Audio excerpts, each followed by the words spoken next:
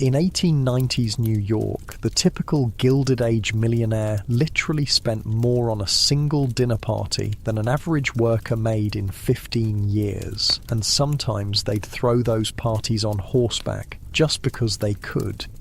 Before we start, quick thing. If you actually listen to these regularly, hit like or subscribe. I always wonder where everyone's at, so comment your city and what time it is. Weird to think some of you are having breakfast in London while I'm recording this at night here in the States.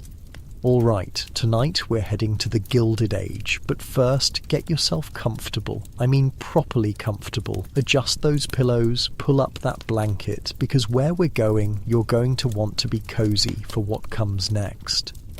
Your eyes snap open in darkness. For a moment, panic grips you as you realise you're not in your familiar bed. The mattress beneath you feels different, too plush, too perfect. The sheets against your skin aren't your usual cotton, but something impossibly smooth, cool, like water flowing over your body. Confusion gives way to awareness as your eyes adjust to the gloom, revealing an enormous bedroom with ceilings so high they disappear into shadow. This isn't your bedroom. This isn't even your century. The first thing you notice is the air, stale despite the massive room, tainted with coal smoke that seeped in from outside. Next comes the weight of the covers, not one, but 6 heavy silk quilts and a fur throw that would have cost a year's wages for most people in 1895. You're in a mahogany 4-poster bed that could fit 8 people comfortably, with silk canopy and hand-embroidered curtains that probably took some poor seamstress's eyesight to complete.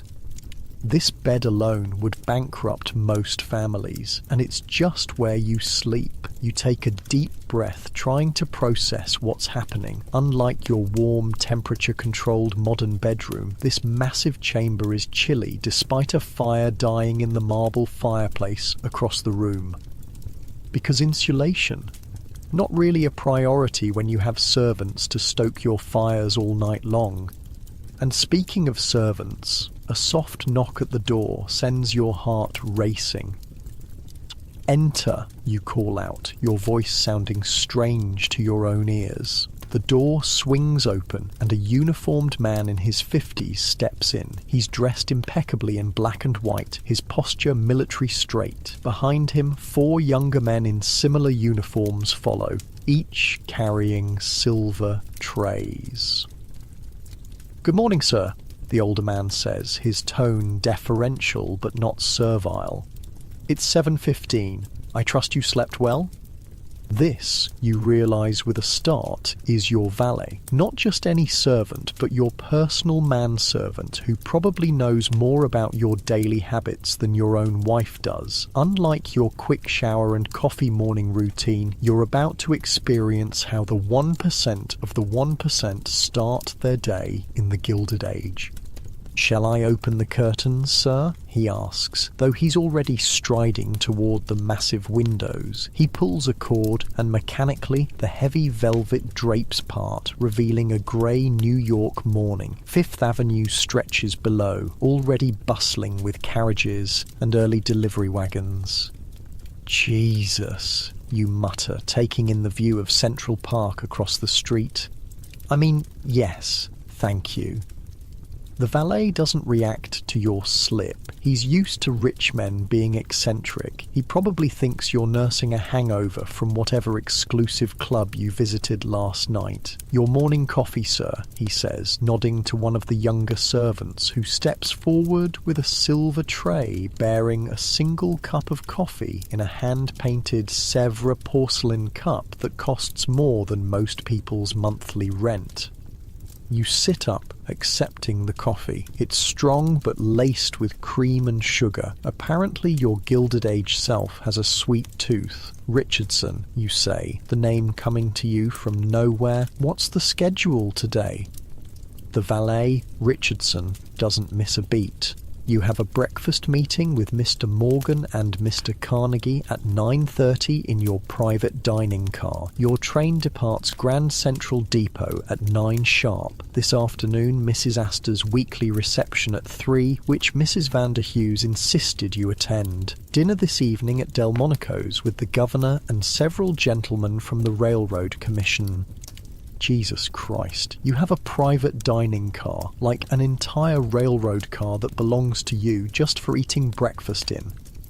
While you process this, Richardson is directing the other servants. One opens a set of double doors, revealing a bathroom that's bigger than your entire apartment back home. Inside, a clawfoot tub the size of a small boat is already filled with steaming water. Rose petals floating on the surface. The brass fixtures aren't brass at all. They're solid gold. The sink basin appears to be carved from a single piece of marble. "Shall we proceed with your bath, sir?" Richardson asks. You nod, because what else can you do? Two servants step forward to help you out of your silk pyjamas. This is apparently normal, being dressed and undressed like a life-sized doll. The concept of privacy as you understand it doesn't exist for the ultra-wealthy of the Gilded Age. Your body is just another possession to be maintained by staff. "Wait," you say, suddenly uncomfortable with the idea of multiple grown men watching you bathe. I can manage the bath myself this morning." Richardson's eyebrow twitches, the servant equivalent of a dramatic gasp. "As you wish, sir. Most unusual, but we shall wait in the dressing room. Ring when you're ready to be dried and dressed." The servants withdraw, leaving you alone in the palatial bathroom. Unlike your quick morning shower, bathing in 1895 is a production. The water is scented with imported oils. Beside the tub sits an array of soaps, each in its own silver dish. French milled, English lavender, Italian olive oil, the international array of cleansing products is dizzying. You slip into the bath, and for a moment the luxury is overwhelming. The water is perfectly heated, a luxury few could afford in an era when every drop of hot water required someone to haul fuel and tend a fire. As you soak, you notice something disturbing on your hands. Dirt under your manicured nails. Not just any dirt. Coal dust. The evidence of your empire, perhaps. You scrub it away, wondering what kind of industrial baron you've become. Steel, railroad, oil, banking, whatever it is, you're clearly at the top of the heap in an age when the richest 1% owned more wealth than the bottom 99% combined. The bathroom door cracks open. "Sir," Richardson's voice floats in. "The time?" "Yes, coming," you say, suddenly aware that you've spent 10 precious minutes just sitting in water, an incredible luxury when servants measure their workday by the clock. You step out of the tub, and immediately a servant appears with a warmed towel, another with a terry cloth robe. Embarrassment floods you as they efficiently dry your body, but you fight it down. This is normal for them, expected. They probably find it strange that you tried to bathe alone. "Would Sir prefer the grey worsted wool suit or the navy pinstripe for the meeting with Mr. Morgan?" Richardson asks, leading you into a dressing room larger than most people's entire homes. The walls are lined with custom-built mahogany cabinets displaying more clothing than you've owned in your entire life. Dozens of suits, hundreds of shirts, rows of shoes each on their own wooden tree, an entire cabinet just for cufflinks and tie pins, many glittering with diamonds and precious stones. "The Navy," you say, because it seems like a safe choice for meeting robber barons. What follows is a 20-minute production of getting you dressed. First, the underwear, not boxers or briefs, but a full-body, one-piece cotton union suit that buttons up the front. Then wool socks held up by garters, a crisp white shirt with detachable collar and cuffs, a silk tie precisely knotted, a waistcoat, what you'd call a vest, with pearl buttons, and finally the suit jacket itself. "Your watch, sir," Richardson says, presenting a solid gold pocket watch on a chain. You examine it, a Patek Philippe with your monogram engraved on the case, probably worth the equivalent of a modern luxury car. While you're being dressed, another servant enters. "Mr. Vander Hughes, your breakfast is served in the morning room." Your stomach growls on cue. The smell of bacon, eggs, fresh bread and coffee wafts up from downstairs. Unlike your rushed modern breakfast, maybe a granola bar or a quick bowl of cereal, breakfast in the Gilded Age is a serious meal. "I'll be down momentarily," you say, trying to sound authoritative. Richardson gives final adjustments to your clothing, brushing invisible dust from your shoulders, straightening your already perfect tie. "Will there be anything else, sir?" You look around the opulent dressing room at the army of servants waiting to fulfill your every whim, at the wealth on display in just your morning routine alone. "No, that will be all. Thank you." The servants nod and withdraw, leaving you alone for the first time since you woke up. You catch sight of yourself in a full-length mirror and barely recognize the person staring back. Perfectly groomed, impeccably dressed in clothing that cost more than most people make in months. You look every inch the Gilded Age billionaire, and it's only 8 in the morning. You make your way out of the bedroom suite into a hallway lined with oil paintings in ornate gold frames. The carpet beneath your feet is so thick and plush you can barely hear your own footsteps. A grand staircase curves down to the main floor, the banister gleaming mahogany polished by servants' hands. 2 housemaids curtsy as you pass. A footman stands at attention near the bottom of the stairs. The house feels like a luxury hotel, except it's all yours, or at least belonging to whatever version of you woke up in 1895. The morning room is flooded with light from tall windows. The table, which could seat 12 comfortably, is set for 1, with fine china, crystal and sterling silver flatware. A butler stands by, ready to serve you. "Good morning, sir," he says, pulling out your chair. You sit down, somewhat dazed by the extravagance of it all. The table before you bears enough food for a small family. Steak, eggs, bacon, sausages, toast, muffins, fruit, coffee, and tea. Apparently, breakfast in the Gilded Age is a feast. "The morning paper, sir," the butler says, presenting you with the New York Times on a silver tray. The headline catches your eye. Workers strike at steel mill. Violence erupts as Pinkertons called in. With a sinking feeling, you wonder if it's your steel mill they're talking about. As you unfold the paper, another headline jumps out. Vander Hughes consolidates railroad holdings, competitors cry monopoly. That's when it fully hits you. In this world, you're not just wealthy, you're one of them. The notorious robber barons, the men who built America's industrial might on the backs of desperate workers, the names school children would learn about a century later with a mixture of awe and distaste. The butler coughs discreetly. "Sir, Mr. Richardson asked me to remind you that your carriage will be ready in 20 minutes for your journey to Grand Central." You nod, suddenly not very hungry, despite the feast before you. "Thank you. Will you be requiring anything else, sir?" You look around at the opulent room, the abundance of food, the servants waiting to fulfill your every whim. Outside these walls, people are literally fighting and dying in your name, or against it. "No," you say quietly, "that will be all." You're going to meet JP Morgan and Andrew Carnegie for breakfast in your private railroad car, and somehow you need to figure out how to navigate this world of extreme wealth and privilege, where your every comfort comes at someone else's expense. The butler withdraws, leaving you alone with your thoughts and the morning paper. You take a sip of coffee from a cup that probably costs as much as a factory worker makes in a month.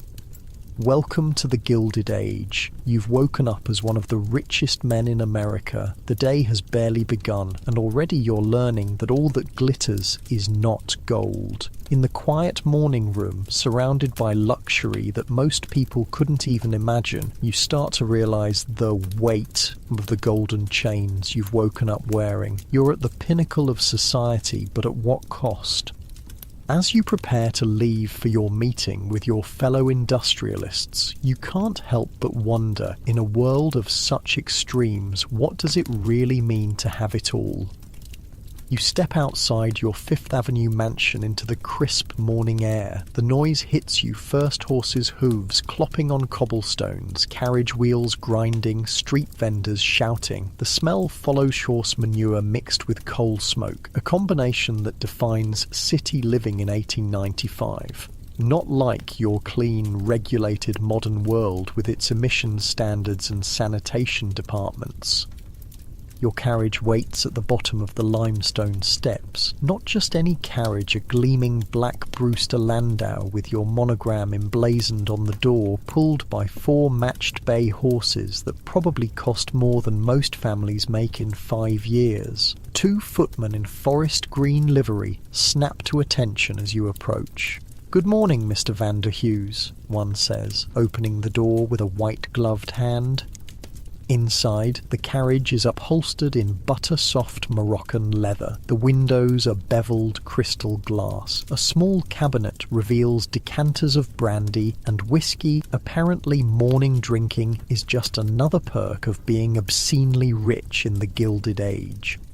As you settle into the plush seat, a thought hits you. You own people. Not literally, slavery's been over for 30 years, but practically. The coachman, the footman, the dozen house servants you've already encountered this morning, the hundreds of others working in your factories and offices and mines, they depend on you for their survival in an era with no social safety net, no unemployment benefits, no healthcare system.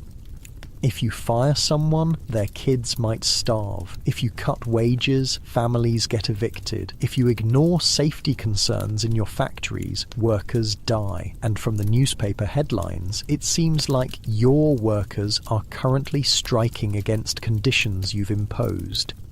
Your stomach churns as the carriage lurches forward, joining the busy morning traffic headed downtown. Through the window, you see New York in all its Gilded Age contradictions. Ladies in Worth gowns stepping carefully over mud puddles, immigrant children in rags selling newspapers on corners.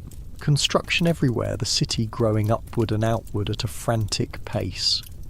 "Look at that poor bastard," the coachman calls down to the footman riding beside him, not realising you can hear every word. "Crushed his leg at the rail yard yesterday. Company just tossed him out without a penny. That's why I'd never work for Vander Hughes Rail. That son of a bitch would work us to death for an extra $1 in his pocket." The footman makes a shushing sound, nodding discreetly toward the carriage. Your blood runs cold. That's who you are here. That's your legacy. The traffic slows near Madison Square, and a beggar approaches the carriageman, missing an arm, his face gaunt with hunger. "Spare something for a veteran, sir?" he calls, his voice raspy. Before you can respond, one of your footmen jumps down and roughly shoves the man away. "Get back! You, Mr. Vander Hughes doesn't concern himself with your kind." "Please," you call out, surprising yourself. "Give him this." You reach into your pocket and find a gold coin and eagle, $10, a week's wages for many workers. The footman looks shocked but does as instructed, handing the coin to the stunned beggar. "God bless you, sir," the man calls as your carriage pulls away. The footman resumes his position, clearly confused by your uncharacteristic generosity. You realise you've broken character. The real Vander Hughes apparently isn't known for random acts of kindness. The carriage turns onto 42nd Street and Grand Central Depot comes into view, not the soaring Beaux-Arts terminal of later years, but its more modest predecessor. Still, it's an impressive structure crowned with a glass and cast iron roof. Your carriage bypasses the main entrance, continuing around to a private gate where two uniformed guards snap to attention. Mr. Vander Hughes, one says, opening the gate to a private driveway that leads directly to the train platforms. Wealth in the Gilded Age means never having to mingle with the common folk. Your carriage stops beside a train platform where a single railroad car sits gleaming in the morning light, not connected to any train, just waiting for you. Holy shit, you mutter under your breath. This isn't just a private rail car, it's a palace on wheels, 60 feet long, painted a deep burgundy with gold leaf trim, and your monogram emblazoned on the side. A uniformed porter stands at attention on the small platform at the rear of the car. "Good morning, Mr. Vander Hughes," the porter says, opening the door for you. "Mr. Morgan has arrived and is waiting inside. Mr. Carnegie sends his apologies. He's running a few minutes behind." You nod, trying to act like this is all completely normal, and step into another world. The interior of the railcar makes first-class airplane cabins look like cattle cars. The floors are covered in Persian carpets so thick your feet sink into them. The walls are panelled in hand-carved mahogany, polished to a mirror shine. Crystal chandeliers hang from a ceiling, painted with classical scenes. Apparently even the ceiling of your private railcar needs to show off your wealth. The main salon features plush velvet armchairs and sofas arranged around small tables. A fireplace, an actual working fireplace on a moving train, occupies one wall. At the far end, a dining table is set for breakfast with fine china, crystal and sterling silver. And there, standing by one of the windows with a glass of whiskey already in hand, despite the early hour, is J.P. Morgan himself. You recognise him immediately from history books, the bulbous, purplish nose, the result of a skin condition called rhinophyma that he hated having mentioned, the intense eyes under heavy brows, the immaculate tailoring of his suit, the most powerful banker in America, possibly the world, a man who once single-handedly stopped a national financial panic by locking other bankers in his library until they agreed to his terms. "Or Vander Hughes," he says, not bothering with a first name or pleasantries. "You're late. It's 8:50 a.m. Your meeting isn't until 9:30. Traffic," you say simply, figuring brevity is safer when you have no idea what your relationship with this titan of finance might be. Morgan grunts, draining his whiskey. "Help yourself," he says, gesturing to a sideboard laden with decanters. Carnegie's train was delayed. Something about a workers' demonstration on the tracks. Damned nuisance. You pour yourself a small whiskey, mostly for show. "Quite. I've been looking at those reports you sent over," Morgan continues, fixing you with a stare so intense you have to force yourself not to look away. "The Western expansion numbers are solid, but this business with the strikes," he trails off, raising a bushy eyebrow. You scramble for a response that won't reveal your complete ignorance of your own business affairs. "Yes, well, labour troubles are an unfortunate reality these days." Morgan snorts. Fisk would have had those men shot and replaced by now. Jim Fisk, another railroad tycoon notorious for his ruthlessness. Your apparent peer group is a rogues gallery of the most cutthroat capitalists in American history. "I have my own methods," you say carefully. "Indeed you do," Morgan says, a hint of grudging respect in his tone. "Your handling of the Burlington situation was impressive, cold-blooded, but effective. Didn't think you had it in you." Before you can figure out what terrible thing you supposedly did to the Burlington Railroad, the door opens and in walks Andrew Carnegie, the steel magnate. Shorter than you expected, with a grey beard and the hint of his Scottish accent still present despite decades in America. A self-made man who started as a bobbin boy in a cotton factory and now controls the largest steel company in the world. Gentleman, Carnegie booms, surprisingly jovial for a man with his reputation. Apologies for the delay. Some ungrateful workers decided to lie down on the tracks. Can you imagine? As if I don't pay them a perfectly adequate $3 a day to work only 12 hours in my mills. $3 for 12 hours of dangerous labour in a steel mill. You do the quick math, 25 cents an hour in blistering heat surrounded by molten metal and machinery that can kill in an instant. Morgan and Carnegie both laugh, clearly expecting you to join in. You manage a weak smile, a soft knock at the door, and the porter enters. Gentlemen, breakfast is served, and the engineer informs me we'll be departing momentarily. You hadn't even noticed the train starting to move. The ride is so smooth. Through the windows, you see Grand Central Depot sliding away as your private palace on wheels begins its journey. The three of you move to the dining table, where a steward is already pouring coffee into fine bone china cups. The table is set with a feast that would feed a dozen people: smoked salmon, caviar, poached eggs, rashers of bacon, silver dishes of butter, baskets of fresh bread, and pastries. Now then, Morgan says as he unfolds his napkin, to business. The three of us control enough railroad stock to effectively set national freight rates. I propose we use that leverage.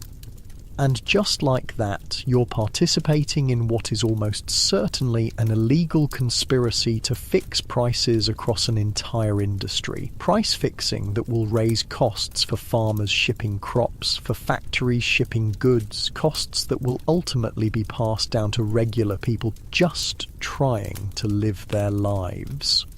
The Interstate Commerce Act specifically forbids pooling arrangements, you say, recalling a dim fact from a long-ago history class. Morgan and Carnegie stare at you like you've grown a second head. Since when do you care about government regulations? Carnegie asks, genuine confusion in his voice. Did your wife make you go to church yesterday? He laughs at his own joke. Morgan is less amused. The Interstate Commerce Commission is a paper tiger. Half the commissioners are former railroad men who will be looking for jobs with us when their terms end. They understand how business works.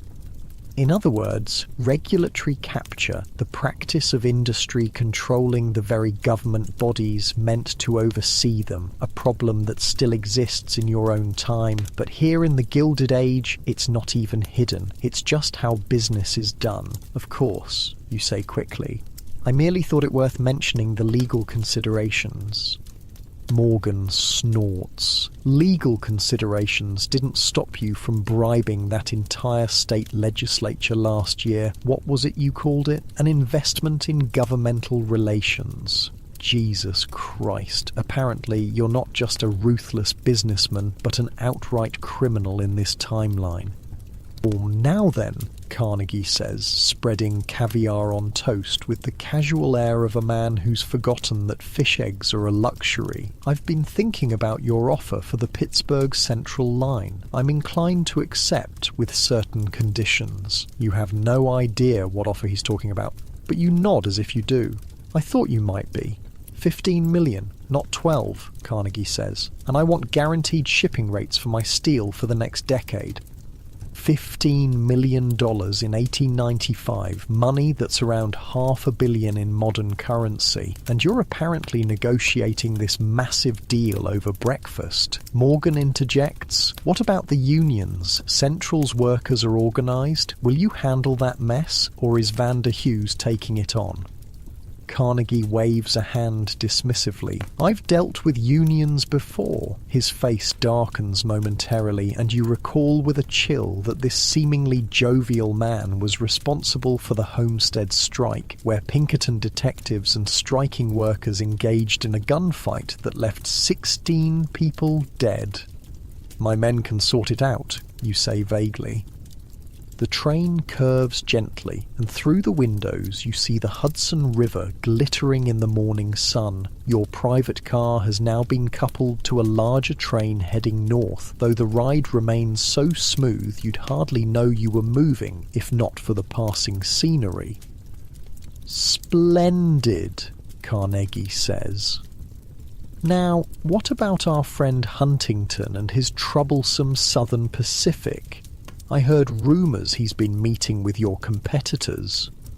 "Collis Huntington is not a concern," you say, trying to sound confident. Morgan fixes you with that unnerving stare again. "He controls enough track to cause problems if he aligns with the wrong people. Perhaps a friendly acquisition might be in order," Carnegie suggests, his tone making it clear that friendly is not what he means at all. "A hostile takeover, you mean?" Morgan says bluntly. "I prefer to think of it as aggressive negotiation," Carnegie replies with a smile that doesn't reach his eyes. And there it is, the cutthroat reality of Gilded Age business. These men sitting with you, eating caviar in a private rail car worth millions, are casually discussing destroying another tycoon's business empire over breakfast, not for any greater economic good, not for the benefit of the customers or workers, but simply because they can, because power and wealth in this era are zero-sum games. "We could approach from different angles," you suggest, trying to sound like the titan of industry you apparently are. Morgan provides the financing pressure. I control enough connecting lines to isolate his key routes, and Carnegie, you trail off, not sure what a steel magnate brings to a railroad takeover. "My friendship with several newspaper publishers could ensure public opinion turns against him," Carnegie fills in smoothly, "and I do have the ear of certain influential congressmen." In other words, a coordinated attack, financial, operational, and political, designed to bring another wealthy man to his knees. The business equivalent of medieval warfare. Morgan nods appreciatively. "That's why I wanted this meeting. Three-pronged approach. Huntington won't know what hit him until it's too late." The porter appears with fresh coffee. "Gentlemen, we'll be arriving at Garrison in approximately 30 minutes. You have no idea why you're going to Garrison, a small town on the Hudson, but you nod as if this is expected. "Just enough time to finalize the details," Morgan says, pulling out a leather portfolio filled with papers. "I've had my men draw up the preliminary agreements." As Morgan and Carnegie dive into the legal minutiae of your business arrangement, you gaze out the window at the passing Hudson Valley. The autumn colours are stunning, the river a silver ribbon below steep cliffs. It's the same view that inspired the Hudson River School painters decades earlier. But you see it differently now. Those pristine forests, owned by timber companies that will clear-cut them without a second thought, that beautiful river, increasingly polluted by the factories sprouting along its banks, the picturesque small towns, filled with people working 12-hour days, 6 days a week, many of them children as young as 10. Everything has a price in the Gilded Age. Everything is a commodity to be bought, sold, exploited. "Vanderhughes?" Morgan's sharp voice cuts through your thoughts. "Are you listening? This paragraph concerns your liability in the event the ICC does decide to investigate." You turn back to the table, to these powerful men and their schemes. "Yes, of course."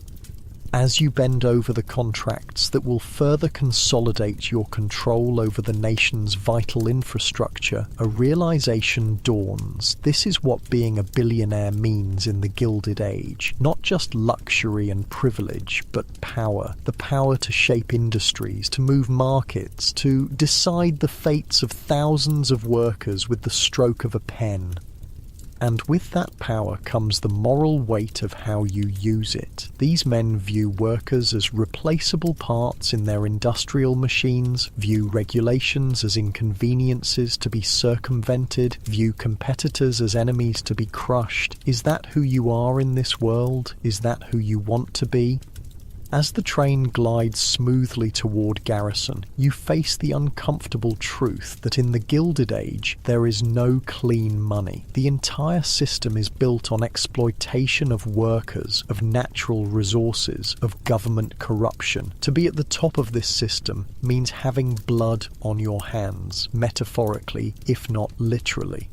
One last thing, Carnegie says as he signs the final document with a flourish. My wife is hosting a little gathering at our place in New York next week, just 100 or so of our closest friends. He chuckles at what passes for a small gathering among the ultra-wealthy. She specifically asked that you and Mrs. Van der Hughes attend. Apparently your wife made quite an impression at the Vanderbilt ball last month. You have a wife. Of course you do. Another detail about your Gilded Age life that you've just discovered. We wouldn't miss it, you say, wondering what kind of person would marry the ruthless robber baron you apparently are. The train begins to slow as it approaches Garrison Station. Outside, you can see a horse-drawn carriage waiting presumably for you and your breakfast companions. Excellent, Morgan says, collecting the signed papers. Gentlemen, I believe our business is concluded for now. A productive morning. As the train comes to a halt and the porter appears to assist with your departure, you take one last look around the opulent private car. The half-eaten breakfast that cost more than a labourer makes in a week. The fine china and crystal used once and then to be washed by servants. The sheer, staggering excess of it all. You've just participated in a conspiracy to manipulate national transportation prices and destroy a business rival. You've learned that you regularly bribe government officials and exploit workers. You've glimpsed the callous disregard for human suffering that characterizes the business leaders of this era, and it's still not even noon. After your breakfast conspiracy meeting with Morgan and Carnegie, you find yourself back in your carriage, headed toward Madison Square. The morning's business dealings have left a sour taste in your mouth, but there's no time to dwell on moral quandaries. Your social calendar beckons, and in the Gilded Age, social obligations are just as critical to survival as business ones. "Where to, sir?" your driver calls down. You consult the small leather notebook you found in your jacket pocket. Inside, in elegant handwriting, not yours, is a detailed schedule of your day. "Home first," you reply, "then to Mrs. Astor's at 3. Mrs. Astor. Even you, with your limited historical knowledge, recognise that name. Caroline Astor, the Mrs. Astor, the self-appointed gatekeeper of New York society. The woman who, along with social arbiter Ward McAllister, created the famous 400, the definitive list of who mattered in New York society. Named because that was supposedly the number of people who could fit comfortably in her ballroom, though really it was about creating artificial scarcity in a world of expanding wealth. Getting on that list meant you'd arrived. Staying off it meant social death. Your carriage turns onto Fifth Avenue, rejoining the parade of wealth making its way up and down Manhattan's most fashionable street. Ladies in enormous hats stroll with parasols. Gentlemen tip their bowlers to acquaintances. Children in sailor suits are paraded by their nursemaids. It's a carefully orchestrated display of leisure and prosperity. As your carriage approaches your mansion, you notice something you missed in your morning departure: the building itself. 5 stories of limestone and marble, designed in the French Renaissance style that's all the rage among New York's elite. Massive bay windows, intricate cornices, a copper mansard roof already developing a green patina. The thing looks like a cross between a palace and a wedding cake.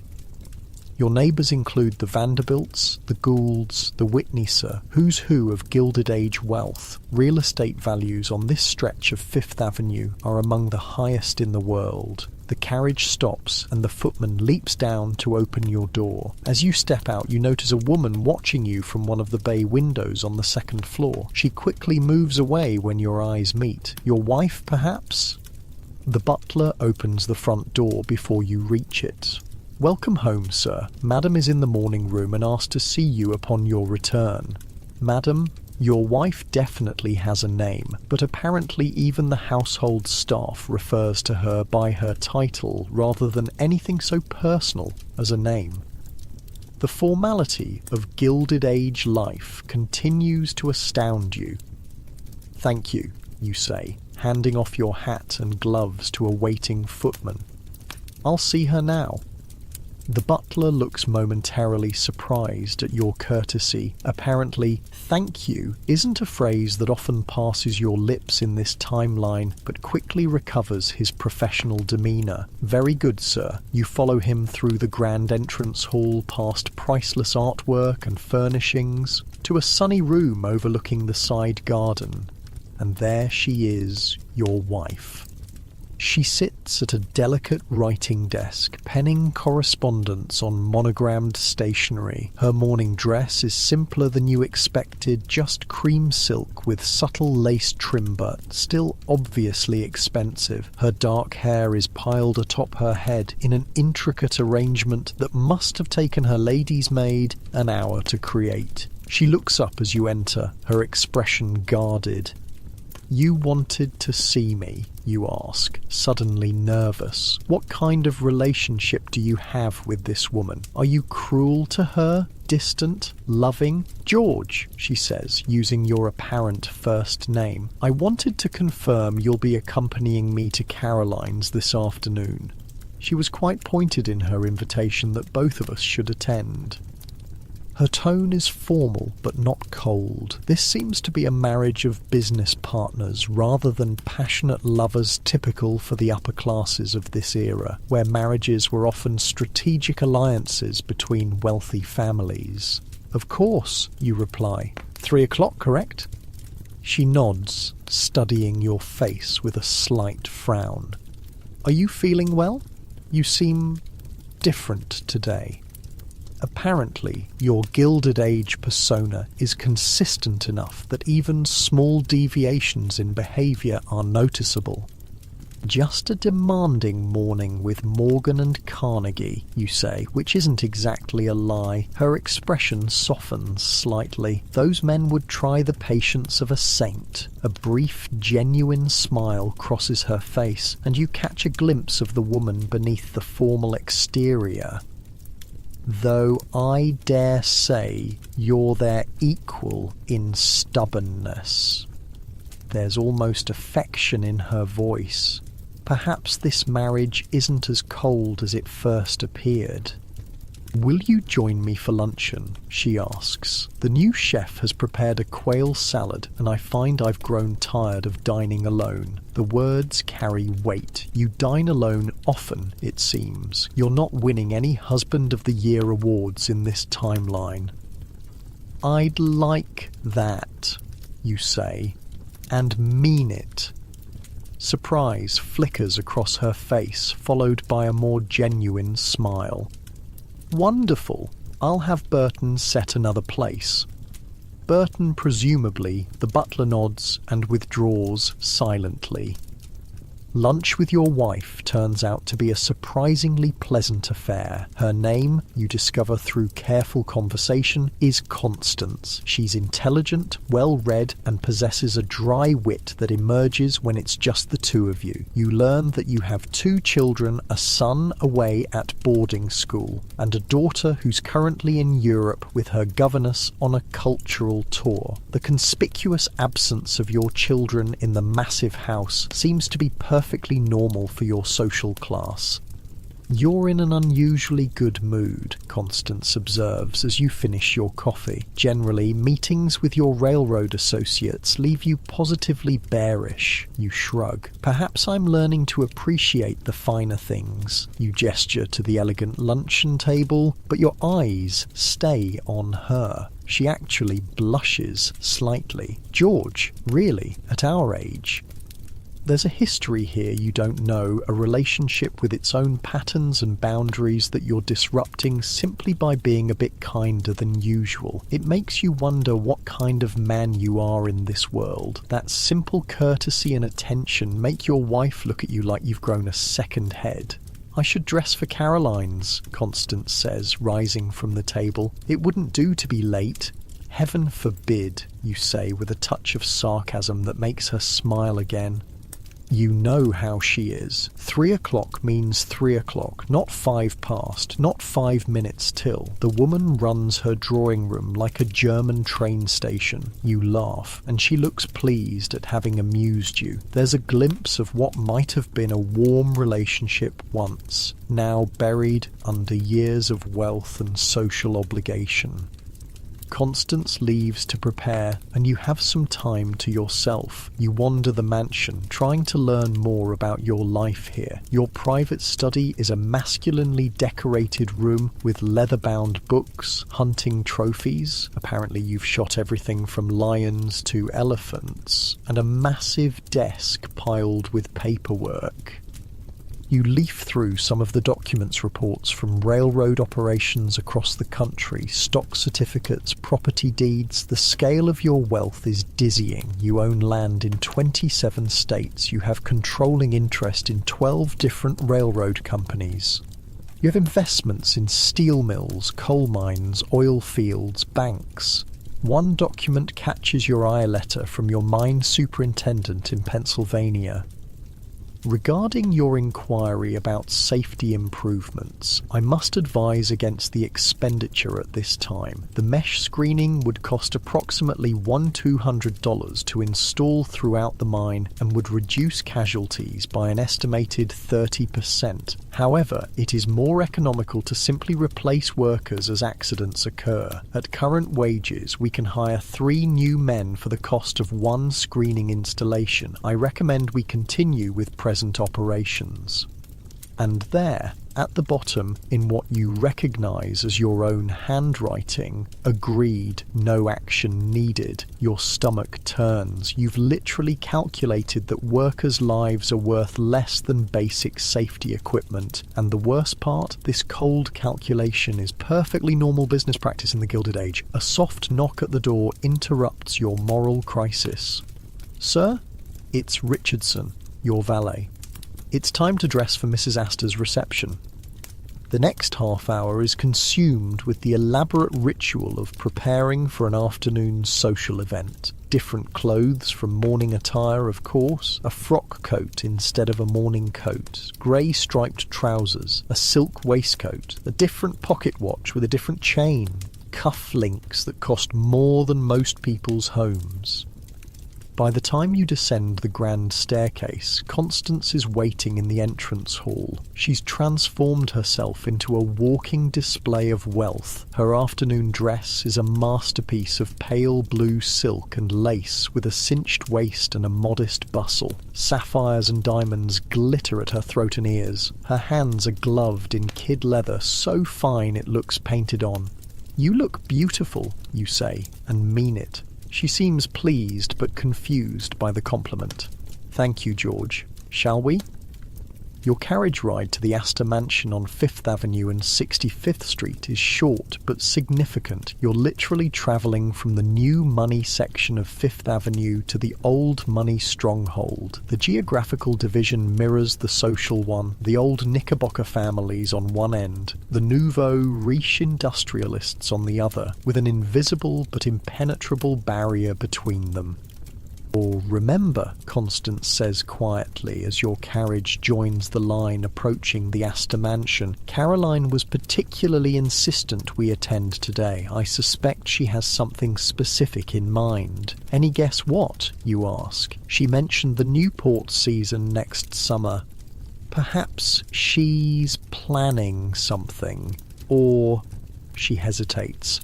"There's been talk about her son John and our Elizabeth.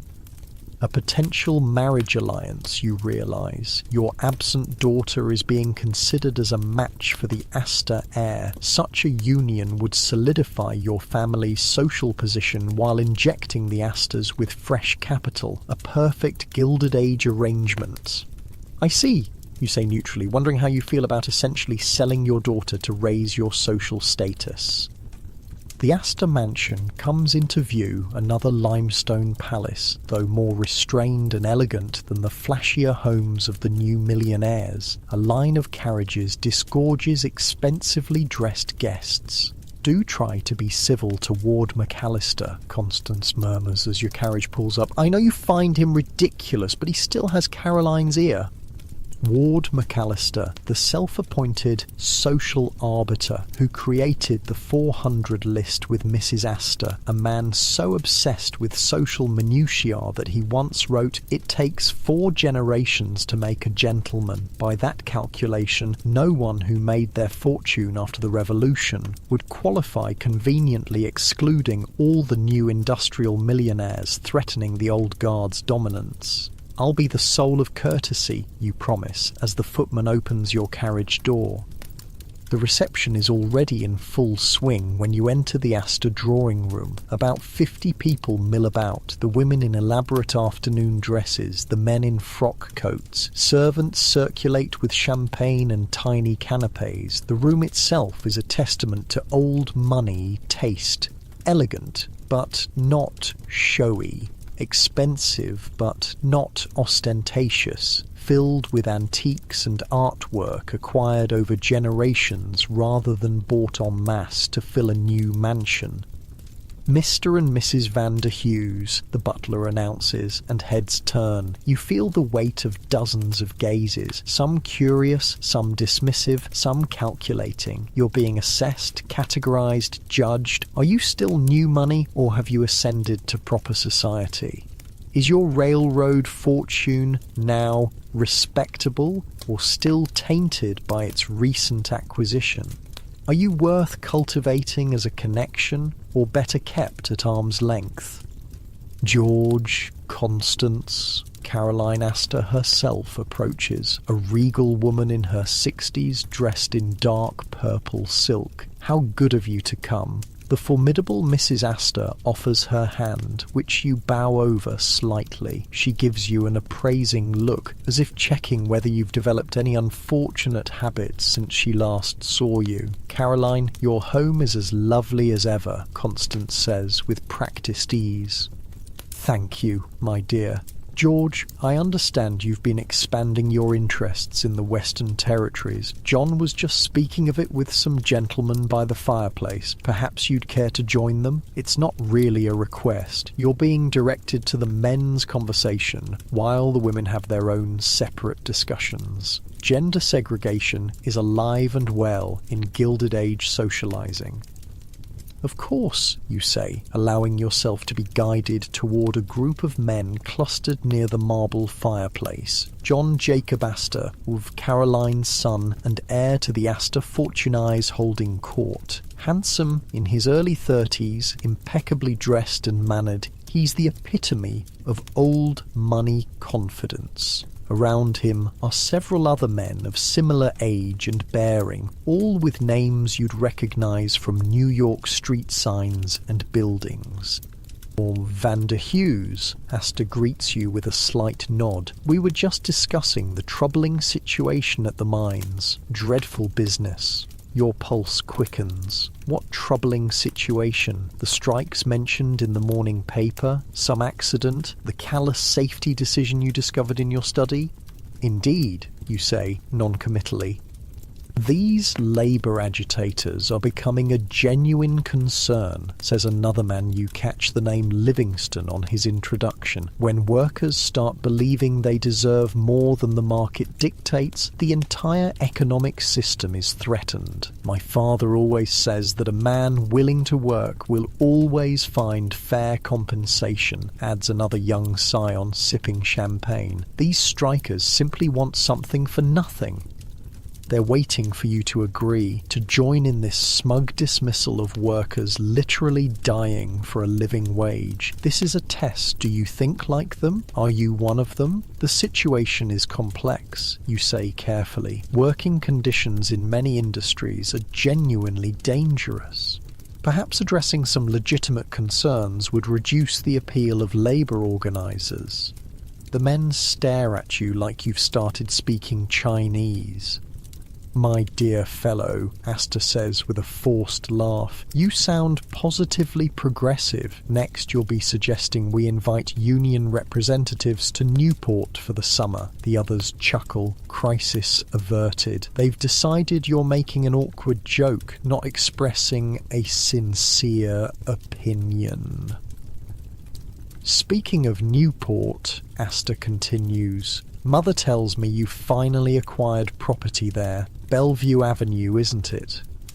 Another test. Bellevue Avenue is where the most prestigious summer cottages are located, mammoth mansions used only 8 weeks a year. Yes, construction is nearly complete, you say, hoping that's true. Splendid. Perhaps we'll see more of your charming daughter next season. Elizabeth, isn't it? Mother mentioned she's touring Europe currently. And there it is, the hint about your daughter. Asta is considering her as a potential match, a business transaction dressed up as romance, your nouveau riche money combined with his old family name, a classic Gilded Age alliance. Yes, she's in Paris at present, you say, again hoping it's true. She's quite taken with the Louvre. Excellent. A girl should be cultivated. My mother insists upon it. The conversation shifts to yachting, then horse racing, the acceptable pastimes of the leisure class. You navigate carefully, letting others talk more than you do, dropping vague comments that could mean anything. Meanwhile, across the room, you can see Constance engaged in what appears to be an intense conversation with Caroline Astor and several other women. Their faces are pleasant, their postures relaxed, but you can sense the social combat happening beneath the surface. After about an hour of this exhausting social performance, a subtle shift happens in the room. People begin to drift toward the entrance. The reception is ending precisely at 5 o'clock, of course. Caroline Astor would never commit the vulgarity of an event that drags on too long. As you and Constance retrieve your outer garments from servants, Caroline approaches once more. We're so looking forward to seeing your Newport home completed, she says. Perhaps you'll host a little gathering there once the season begins. Nothing elaborate, of course, just intimate friends. Translation, you've passed the test. You're being invited to host an event that Caroline Astor might actually attend, the ultimate social benediction. We'd be delighted, Constance replies, a hint of genuine pleasure breaking through her social mask. Caroline smiles thinly. Wonderful. Oh, and do bring Elizabeth. John mentioned how much he enjoyed their conversation at the opera last winter. With that parting shot, a clear signal that your daughter is being considered for the ultimate social elevation, Caroline moves on to the next departing guests. In the carriage ride home, Constance practically vibrates with suppressed excitement. Did you hear? She as good as invited herself to Newport, and the way she mentioned Elizabeth and John George, do you realise what this means? I believe so, you say, watching the emotions play across her face. After all these years, she says, more to herself than to you. All the snubs, the closed doors, the whispers about new money and Western vulgarity. Finally. You see it clearly now, the driving force behind your wife's life, perhaps behind your entire marriage, social acceptance, the desperate need to be recognised as equals by people whose only claim to superiority is having gotten rich earlier than you did.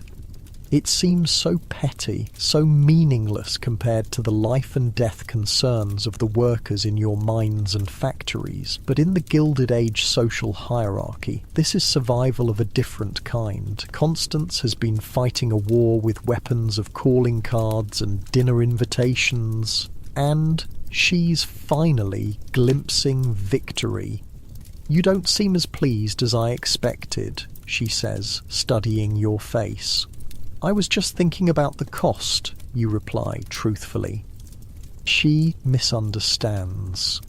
The Newport house, I know it's been dreadfully expensive, but surely it's worth it for what it will mean for Elizabeth's future. An Astor match. Even your father couldn't have dreamed so high. The real cost, you think but don't say, is much higher than dollars.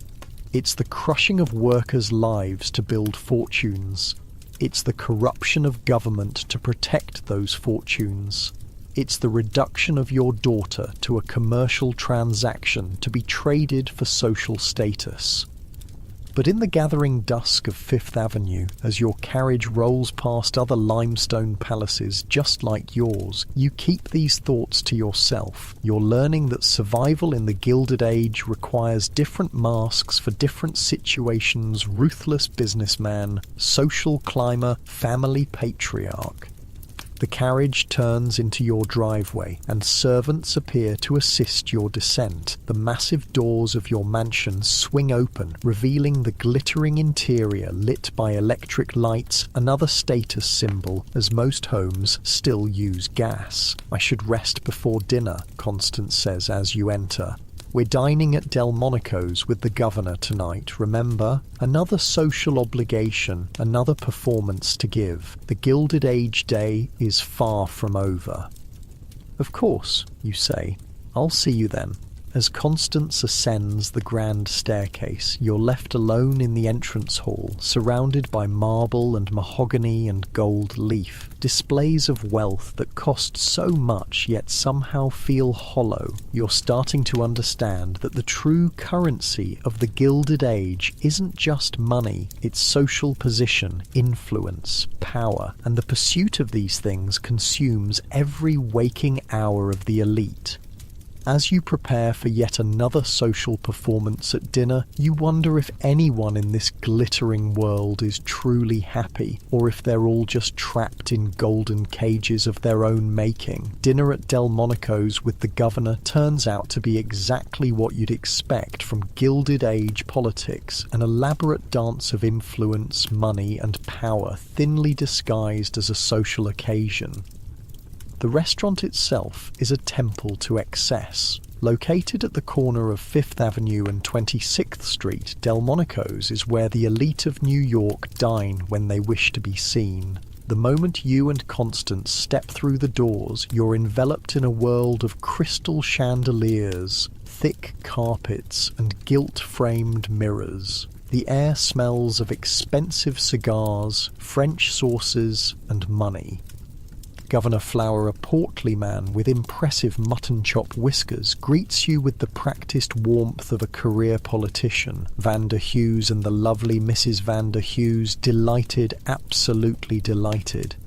Around a private table in the back room, you meet the rest of your dinner companions, 2 state senators, a judge, and several businessmen who are clearly lobbyists. Their wives sit in a cluster at one end of the table while the men congregate at the other. The gender segregation is automatic, unquestioned.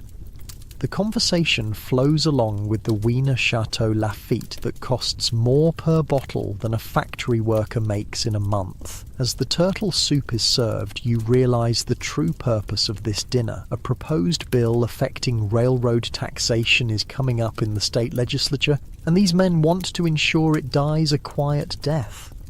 The problem, you see, drawls one of the senators between slurps of soup, is that the public has gotten this absurd notion that railroads should pay their fair share, as if the economic benefit of transportation wasn't contribution enough. Quite, agrees the judge, who apparently sees no conflict of interest in dining with men whose cases might come before his court. The rabble-rousers in the press stir them up with talk of fair taxation and public interest. Complete nonsense. The governor turns to you. Your thoughts, Vander Hughes. You have more track laid in this state than almost anyone. All eyes turn to you, waiting. This is clearly a moment where your Gilded Age self would be expected to voice strong opinions. But what would you say? I believe, you begin carefully, that we must balance the legitimate needs of business with the long-term stability of the state. Prosperity depends on both. The men stare at you blankly. That was apparently not the fire-breathing defence of corporate interests they expected. Governor Flower recovers first. Well said, well said. Balance, indeed, that's precisely why I'm considering a compromise bill, one that appears to increase taxation while providing generous exemptions for essential infrastructure investments. In other words, a bill designed to look like reform while actually preserving the status quo. Classic Gilded Age politics. I'd be happy to have my secretary draft some, suggested language for such exemptions you offer. Getting the hang of this game, the governor beams. Excellent, your expertise would be most valuable. As the dinner progresses through 7 more courses, each more elaborate than the last, you participate in what amounts to a conspiracy to defraud the public. The tax bill is just the beginning. There's a discussion of judicial appointments. We need men of reason on the bench. Railway commission staffing. Johnson's boy needs a position. And even a proposed amendment to the state constitution to protect business interests from short-sighted regulation. And through it all, money is never directly mentioned. No crude offers of cash for votes. The Gilded Age elite are too sophisticated for that. Instead, there are discussions of campaign donations, investment opportunities, board positions for relatives, and exclusive club memberships. The corruption is wrapped in layers of respectability, just as the rotten core of industrial capitalism is gilded with the appearance of prosperity. By the time dessert arrives, a towering confection of ice cream, spun sugar, and gold leaf, you've witnessed more corruption in one meal than most people see in a lifetime. And the most disturbing part? Everyone at the table, including your Gilded Age self, considers this perfectly normal. The evening finally ends around 10 o'clock. As you and Constance settle into your carriage for the ride home, she looks pleased. "That went well," she says. "The governor's wife invited us to their summer place in the Adirondacks. She rarely extends such invitations. Another social victory. You're climbing a ladder where each rung represents access to an ever more exclusive circle. And did you notice how respectfully the senator treated you?" she continues. "A far cry from 3 years ago when he refused to even acknowledge us at the opera." You make an appropriate noise of agreement, but your mind is elsewhere. The casual corruption of the dinner has left you unsettled. Is this what power looks like in the Gilded Age? Men in private rooms carving up the state to serve their interests while people starve in tenements a few blocks away? Back at your mansion, Richardson is waiting to help you change for the night. The ritual of undressing is nearly as elaborate as dressing, with each garment carefully removed, inspected, and handed off to specialised servants. As Richardson helps you into a silk dressing gown, he coughs discreetly. "Sir, There was a telegram while you were out, from Newport. He hands you a yellow piece of paper. The message is brief. Construction completed, stop furniture installed, stop staff hired, stop ready for inspection, stop. Your Newport cottage is apparently finished. The summer palace you've built to cement your social status among the elite. Also, sir, Richardson continues, your private car has been prepared for tomorrow's journey as requested. You hadn't known you were leaving tomorrow, but apparently your Gilded Age self had already made plans to visit Newport and inspect your new summer home. Thank you, Richardson. What time do we depart? 9 o'clock, sir. Mrs. Van der Hughes has chosen to remain in the city to oversee preparations for next week's dinner party. You'll be travelling alone. That simplifies things. You won't have to maintain your charade in front of Constance, at least for a day or two. Oh, very good. Good night, Richardson. Good night, sir. Left alone in your opulent bedroom, you find sleep elusive. The day's events swirl in your mind, the business conspiracy with Morgan and Carnegie, the social manoeuvring at the Astor reception, the political corruption at dinner. Is this what it means to be wealthy in the Gilded Age? Is this success? You drift off eventually, but your dreams are troubled by images of workers trapped in burning factories, of children labouring in coal mines, of families huddled in tenement rooms while you sleep under silk in a room bigger than their entire building. Morning comes too soon. You're awoken again by Richardson and his team of servants, the elaborate dressing ritual is performed, and by 8:30 you're in your carriage headed for Grand Central Depot. Your private rail car awaits, just as luxurious as yesterday, but configured differently. The dining table has been removed and the seating arranged for daytime travel. A desk has been set up with papers neatly stacked. Apparently you're expected to work during the 5-hour journey to Newport. The porter greets you with a bow. Good morning, Mr. Van der Hughes. We'll be departing momentarily. Cook has prepared breakfast whenever you're ready, and I've laid out the morning papers.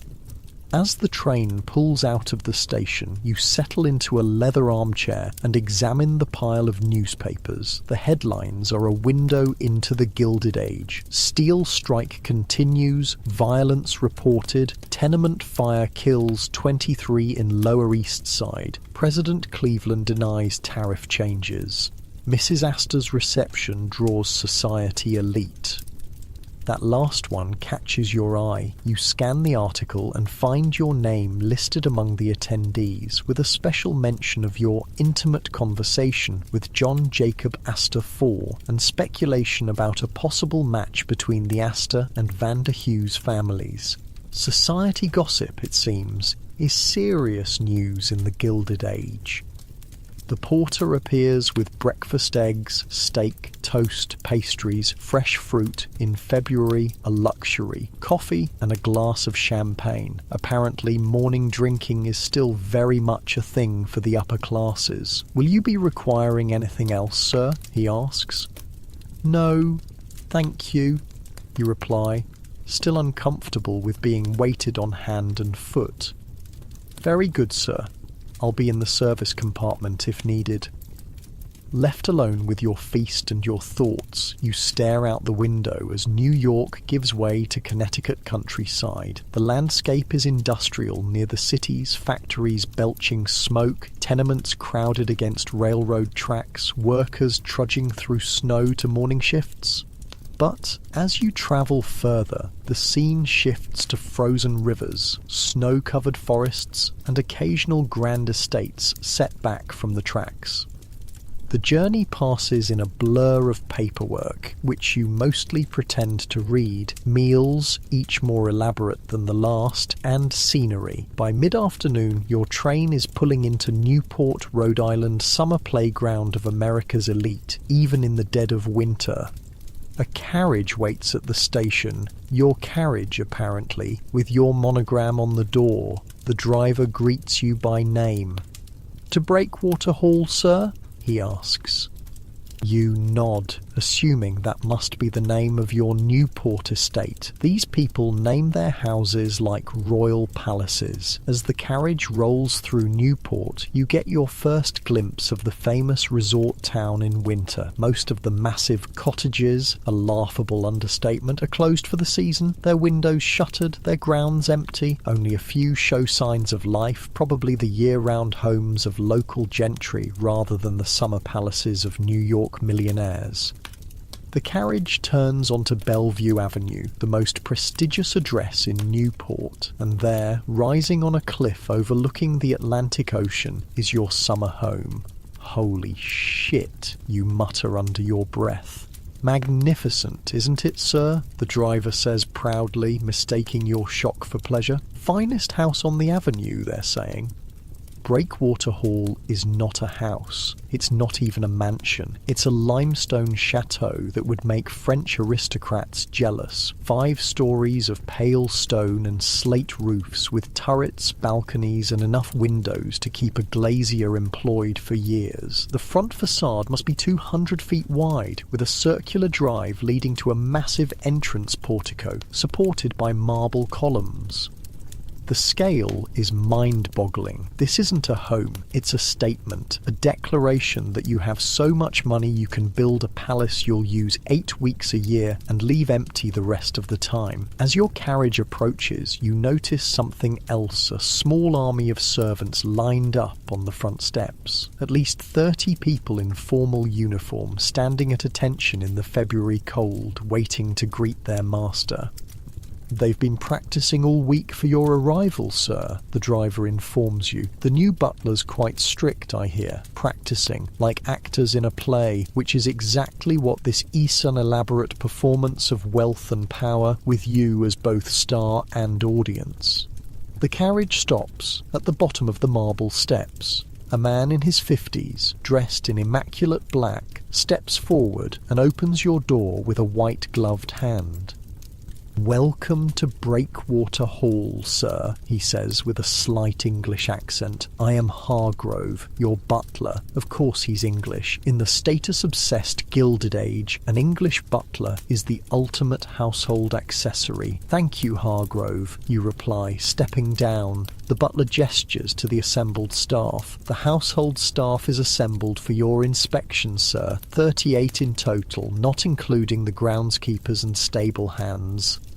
38 people to maintain a house you'll barely use. The waste is staggering. "Very good," you say, not knowing what else to say. Hargrove leads you up the steps, past the rows of bowing and curtsying servants. You nod to them, trying to acknowledge their humanity in a small way, which earns you a curious glance from the butler.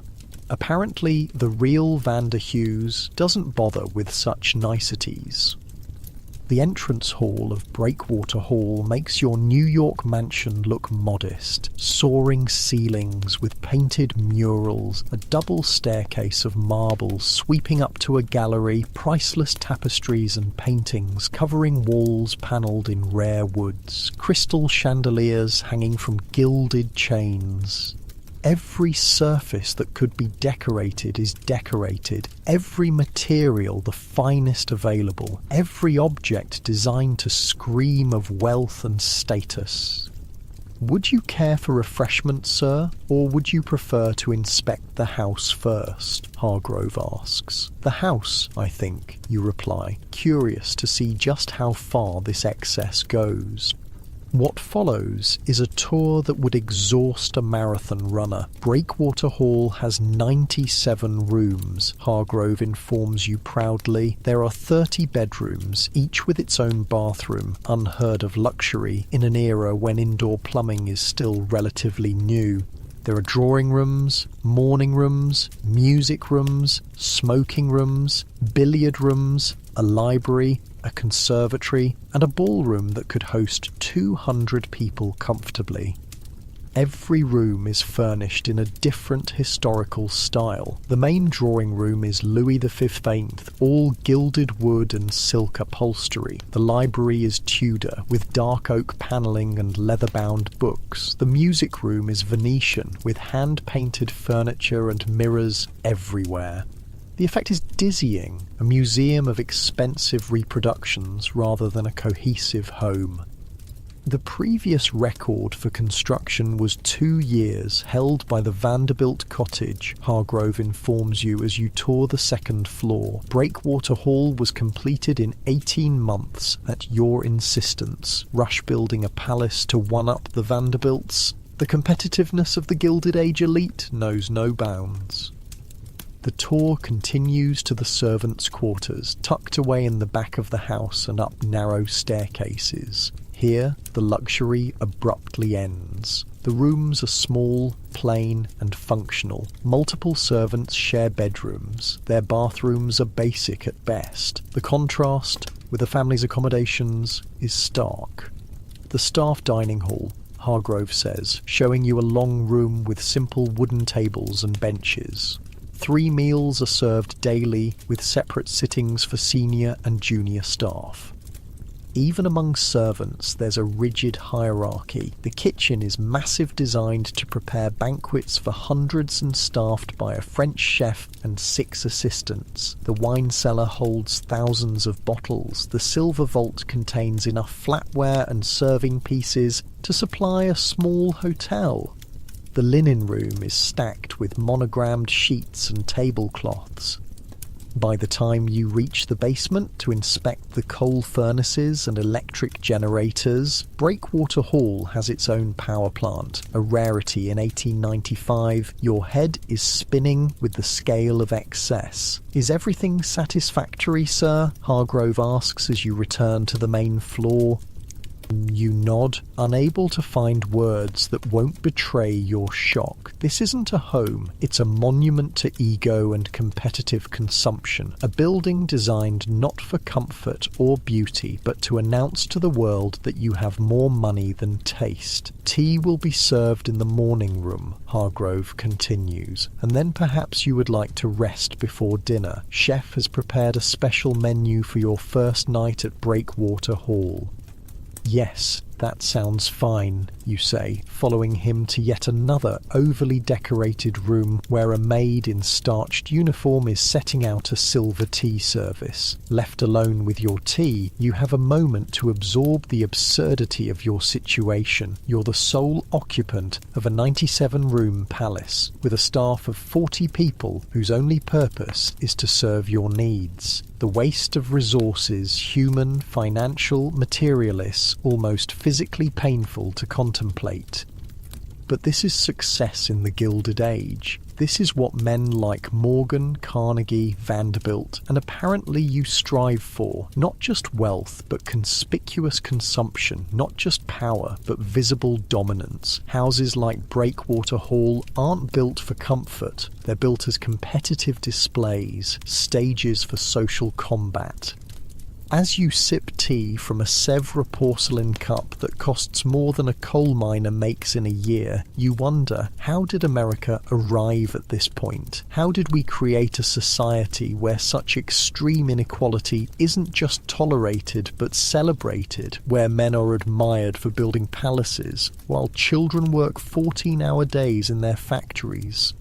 Through the tall windows, you can see the Atlantic Ocean crashing against the cliffs below your property. The view is spectacular, the kind people travel thousands of miles to experience. But you'll enjoy it for a few weeks in summer, then leave it empty, because that's what people of your class do. They buy beauty and then ignore it. A soft knock at the door interrupts your thoughts. A footman enters with a silver tray bearing a telegram. "This just arrived for you, sir." The yellow paper bears a brief message. "Trouble at Pittsburgh Mill. Stop workers threatening general strike. Stop Pinkerton agents standing by. Stop. Await your orders. Stop. More labour unrest. More desperate workers demanding basic rights. More private police ready to crack skulls in defence of your profits." This is the dark side of Gilded Age success, the foundation of violence and exploitation on which these palaces are built. Every crystal chandelier in Breakwater Hall was paid for by the sweat and blood of workers who will never see the inside of this house, except perhaps as servants. You crumple the telegram, unsure how to respond. Your modern sensibilities recoil at the thought of setting armed thugs on striking workers. But in this world, in this role, what are your alternatives? As the winter sun sets over the Atlantic, casting long shadows through the ornate windows of your summer palace, you face the fundamental moral question of the Gilded Age. Is any of this worth the human cost? Hargrove appears at precisely 6 o'clock to announce that dinner is served. Another elaborate ritual begins a 7-course meal prepared by 6 people, served by 4 for you alone at a table that seats 24. The absurdity would be comical if it weren't so obscene. "Will there be anything else, sir?" Hargrove asks as the dessert plates are cleared. You look around at the massive, empty dining room, at the army of servants hovering attentively, at the wealth on display in every piece of furniture and tableware. "No," you say quietly, "that will be all." Left alone, you wander through the silent, echoing halls of Breakwater Hall. In the dim light of evening, with most of the rooms dark and empty, the house feels less like a home and more like a mausoleum, a monument to an ego that needed this much space, this much luxury, this much excess to feel satisfied. And yet, was the real Vander Hughes ever satisfied? Or was he always looking to the next acquisition, the next expansion, the next social conquest? In your bedroom, a cavernous space with a 4-poster bed that could sleep 6 comfortably, you find Richardson waiting to help you undress. The ritual of preparing for bed is performed in silence. When he's finally gone, you lie awake under silk sheets and a fur coverlet, staring at the painted ceiling depicting Greek gods frolicking in the clouds. Outside, the winter wind howls off the Atlantic, rattling the hundreds of windows of Breakwater Hall. Somewhere in the vast house, a door slams. The sound echoes through empty corridors and vacant rooms, a lonely reminder of the hollowness at the heart of Gilded Age success. You've spent a day living as one of the richest men in America, in one of the most ostentatious homes ever built. And all you feel is empty. Morning at Breakwater Hall brings a new level of Gilded Age absurdity. You wake to find not 1 but 3 valets waiting to assist you, Richardson, who travelled with you from New York, plus 2 Newport staff members who apparently exist solely to help with your seaside wardrobe. "We've laid out the morning options, sir," Richardson says, gesturing to 3 complete outfits displayed on standing forms. The blue serge for a walk on the grounds, the tweed for town visits, or the grey worsted if you plan to receive callers. You stare at the clothes, then at the 3 grown men whose entire morning revolves around which fabric you want touching your skin today. "The blue," you say, if only to end this bizarre ritual quickly. Apparently, even that simple choice triggers an elaborate protocol. The Newport valets carefully remove the chosen outfit from its form while Richardson runs your bath. The temperature is tested with a thermometer to ensure it's precisely to your liking. Rose petals are strewn across the surface because apparently even bathing requires floral garnish in the Gilded Age. As you soak in water hot enough to poach an egg, a luxury requiring someone to haul and heat gallons of water, you hear a knock at the bathroom door. "Enter," you call, still uncomfortable with being seen naked, but realizing privacy simply isn't a concept that applies to the ultra-wealthy in this era. A footman appears with a silver tray bearing tea, toast, and the morning papers, because waiting until you're dressed for breakfast would be too plebeian. "The New York papers arrived on the early train, sir," he says, setting up a small table beside the tub, and Mr. Hargrove asks if you plan to use the house for entertaining this summer, as several local merchants are requesting appointments to discuss provisions. Planning a summer social calendar in February. The Gilded Age elite schedule their spontaneity months in advance. "Tell him I'll discuss it after breakfast," you reply, reaching for the tea with dripping hands. Very good, sir. Left alone with the newspapers, you scan the headlines. The labour troubles at your Pittsburgh mill have escalated. The article describes agitators demanding outrageous concessions like a 10-hour workday, down from 12, 1 day off per week, and safety equipment. The writer's tone makes clear these are considered radical, unreasonable demands. More troubling is a small item on page 3. Child killed in mill accident. A 12-year-old boy working as a sweeper in your Pittsburgh steel mill caught his arm in an unguarded gear and was pulled into the machinery, dead before the foreman could even shut down the line. The article notes that operations resumed within the hour. You feel physically ill. A child died in your factory and production barely paused. Is this the price of breakwater haul of your private rail car and French chef and wardrobe of handmade suits? The 3 valets return before you can sink too deeply into these dark thoughts.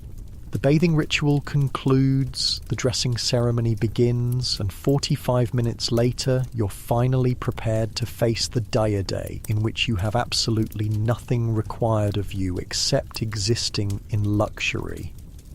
Breakfast is served in a glass-walled conservatory overlooking the Atlantic. The February sun sparkles on waves crashing against the cliffs below. Inside, surrounded by exotic plants shipped from warmer climates at astronomical expense, you dine on food imported from across the country and around the world: Florida oranges, hothouse strawberries, Virginia ham, English muffins, Brazilian coffee. Hargrove hovers nearby, directing the small army of servants silently attending your every need. He approaches when you've finished your coffee. "Regarding the summer entertaining, sir," he begins, "the staff have prepared several proposed calendars for your consideration." He presents a leather portfolio containing meticulously hand-drawn schedules with different scenarios: a moderate season of 5 major events, a more ambitious season of 8 events, or a social blitz of 12 events that would have Breakwater Hall occupied almost continuously from June through September. "Mrs. Astor has already made inquiries about your plans," Hargrove adds, "as have the Vanderbilts and Ulrichses." The social competition never ends. Even in the dead of winter, the jockeying for summer status is well underway. And there is the matter of the sailing regatta, Hargrove continues. "The committee is hoping you'll host the opening reception, as your property has the best view of the starting line." You nod, trying to look like this matters to you. The moderate schedule seems most reasonable, and yes to the regatta reception. "Very good, sir. Oh, and chef inquires about your preferences for tonight's dinner party." You blink in surprise. "Dinner party?" Hargrove's expression remains neutral, but you sense his concern at your apparent memory lapse. "Yes, sir. You telegraphed ahead to arrange an intimate gathering of local year-round residents. The invitations were sent out last week. 8 guests are expected at 7 o'clock. A dinner party you apparently planned but have no recollection of because it was arranged by the real Vander Hughes before you mysteriously took over his life. Wonderful. "Ah, yes," you say, trying to cover. "Who have we invited?" Hargrove produces a list. "The names mean nothing to you, but the titles are impressive: a retired admiral, a wealthy widow, the president of Newport's oldest bank, a minor European aristocrat wintering in America, and several other members of the local upper crust." "And the entertainment, sir? Will you still require the string quartet and the unusual performance you specified?" The slight hesitation in Hargrove's voice makes you wonder just what kind of unusual performance your Gilded Age self had planned. "Remind me of the details," you say carefully. The contortionists, sir, from the Barnum Circus, and the electrical demonstration."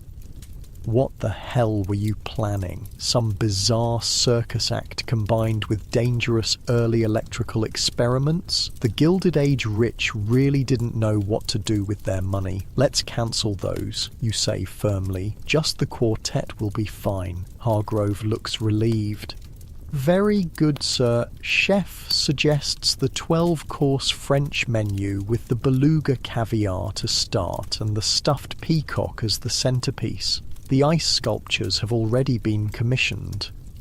12 courses, stuffed peacock, ice sculptures for an intimate dinner of 9 people. That sounds adequate, you say, wondering how many people could be fed for a month on what you'll spend on a single meal. Will there be anything else, sir? You glance around the conservatory, at the army of servants standing at attention, at the half-eaten food that will be thrown away, at the tropical plants that will die as soon as the weather turns cold. No, that will be all.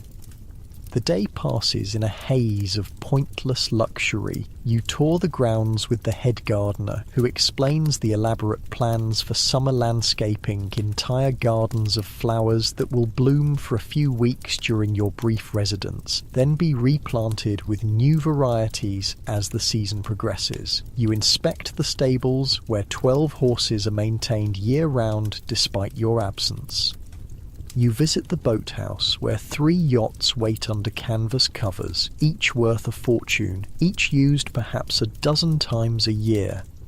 Everywhere you go, servants materialize to attend to your needs, then disappear when not needed. It's like living in a luxury hotel with a staff-to-guest ratio of 40-1. By late afternoon, preparations for the dinner party are in full swing. Florists arrive with massive arrangements of hothouse blooms. The string quartet sets up in the music room. Silver is polished, crystal is arranged, linens are pressed. The kitchen is a madhouse of activity, as chef and his staff prepare a meal that would feed a small village. You retreat to your bedroom to dress for dinner, another elaborate ritual requiring 3 grown men to help you put on clothes. This time, it's white tie and tails, the most formal evening attire. By the time Richardson pins a tiny diamond stick pin to your white tie, you feel like a Christmas tree being decorated. Perfect, sir, he says, stepping back to admire his work. Shall I send word to Hargrove that you'll be down shortly? Yes, thank you. Left alone, you examine yourself in the full-length mirror. The man who stares back is the perfect image of Gilded Age, success immaculately groomed, expensively dressed, radiating wealth and power. On the outside, you are the very model of what men of this era aspire to be. But inside, you're increasingly troubled by the moral cost of this lifestyle. The dead child in your factory, the striking workers facing armed Pinkertons, the obscene waste of resources that could help so many but instead are squandered on peacock dinners and ice sculptures. A soft knock at the door announces that it's time. You descend the grand staircase to find Hargrove waiting in the entrance hall, now transformed with flowers, candles, and polished silver. Your guests will begin arriving momentarily, sir, he says. Shall I have champagne served immediately, or would you prefer to wait until all have arrived? Immediately, you reply, figuring these people probably expect alcohol the moment they cross the threshold. You're right. The first guests, Admiral Winslow and his wife, are barely through the door before footmen appear with silver trays of champagne in crystal flutes. The Admiral, a red-faced man with an impressive white beard, takes one in each hand. "Vander Hughes," he booms. "Magnificent place you've built puts the rest of the avenue to shame." His wife, a thin woman dripping with diamonds despite the intimate nature of the dinner, adds, "We've been watching the construction with great interest. The limestone quarried from your own property in Vermont, I understand. So clever to use one's own resources." You make non-committal noises of agreement as more guests arrive. Each exclaims over the house, the furnishings, the artwork. The conversation is a bizarre mix of flattery directed at you and subtle digs at other members of Newport society who aren't present. "The Vanderbilt's new place is so continental," says Mrs. Winthrop, the wealthy widow, with a sniff that makes clear this isn't a compliment. "One hardly feels one is in America at all." And the Astor's summer ball last year, adds Count von Hohenberg, the European aristocrat, was charming, of course, but perhaps trying a bit too hard. The live swans in the fountain seemed excessive, says the man currently drinking champagne in a 97-room cottage with 40 servants. The string quartet plays softly in the background as you lead your guests on a tour of the public rooms. They ooh and ah over the imported marble, the gilded ceilings, the priceless artwork. Their compliments are genuine, but also calculating. They're mentally tallying the cost of everything, comparing it to their own possessions, determining your exact place in the social hierarchy. "I must say," says Mrs. Cabot, wife of the bank president, "your picture gallery surpasses even the Vanderbilts. Such taste. The library is extraordinary," her husband adds. 10,000 volumes, Hargrove tells me. "Have you read them all?" He laughs as if this is the height of wit. "Only the important ones," you reply dryly. Finally, dinner is announced. Hargrove leads the procession to the dining room, now transformed into a scene from a royal palace. The table gleams with silver, crystal, and gold-rimmed china. Candelabras cast a warm glow over elaborate floral arrangements. In the centre, a massive ice sculpture of Neptune rising from the sea slowly melts onto a silver tray.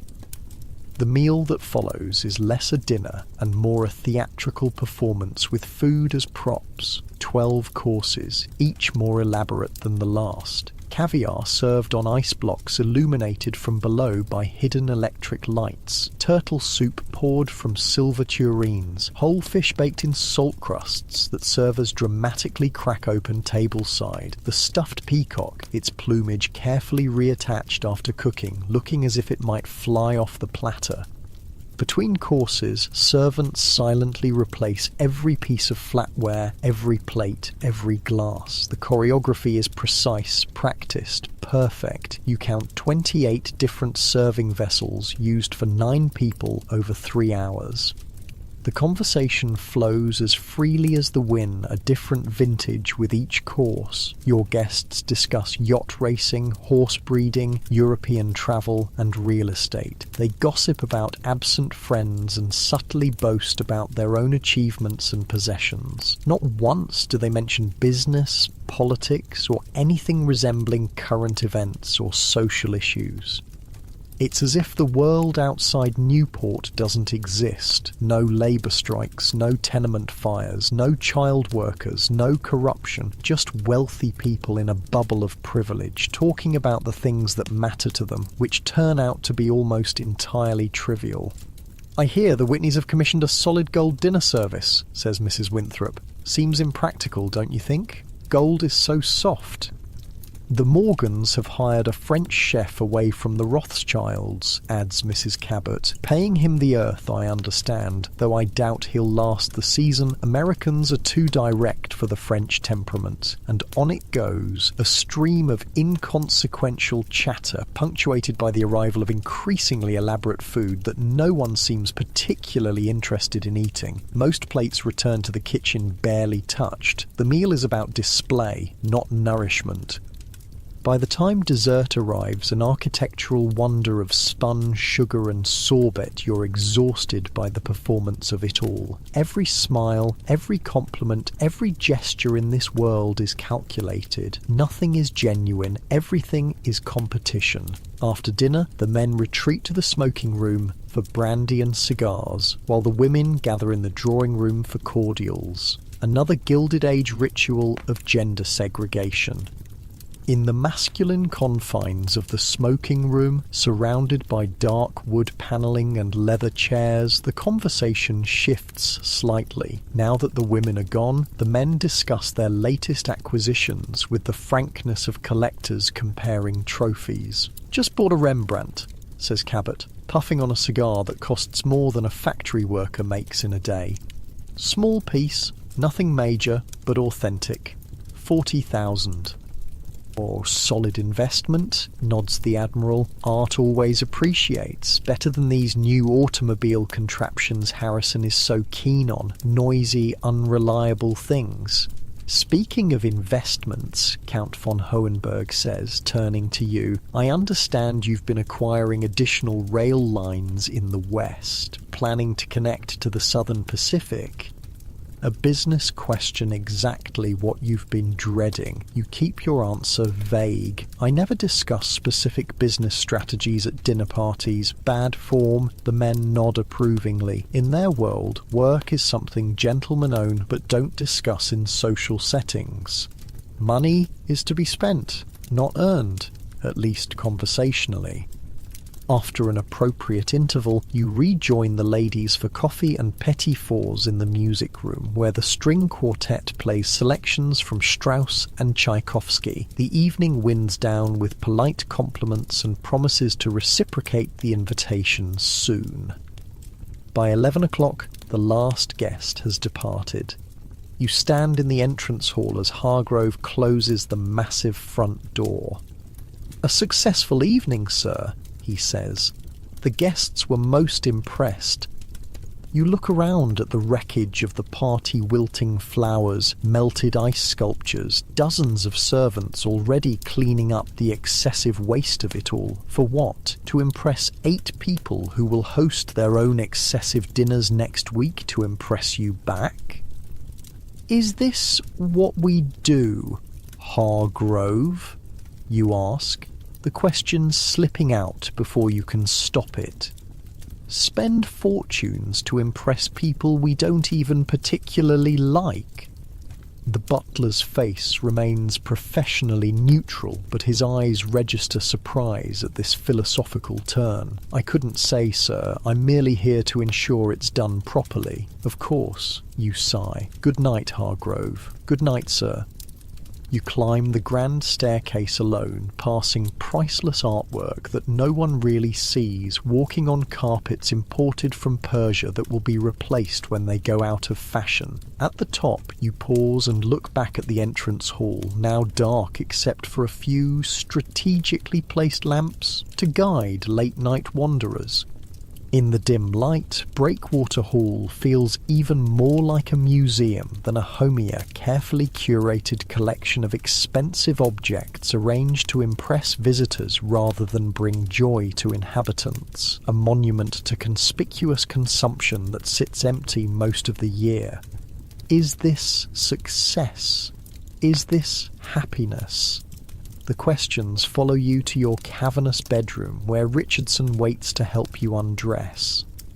The evening's performance isn't over yet. There's still the ritual of preparing for bed, removing each piece of evening wear, washing, donning silk pyjamas, having your robe and slippers placed just so for the morning. When Richardson finally withdraws, you're left alone in a bedroom bigger than most people's entire homes. Outside, the Atlantic crashes against the cliffs, a constant reminder of the real world that exists beyond these gilded walls.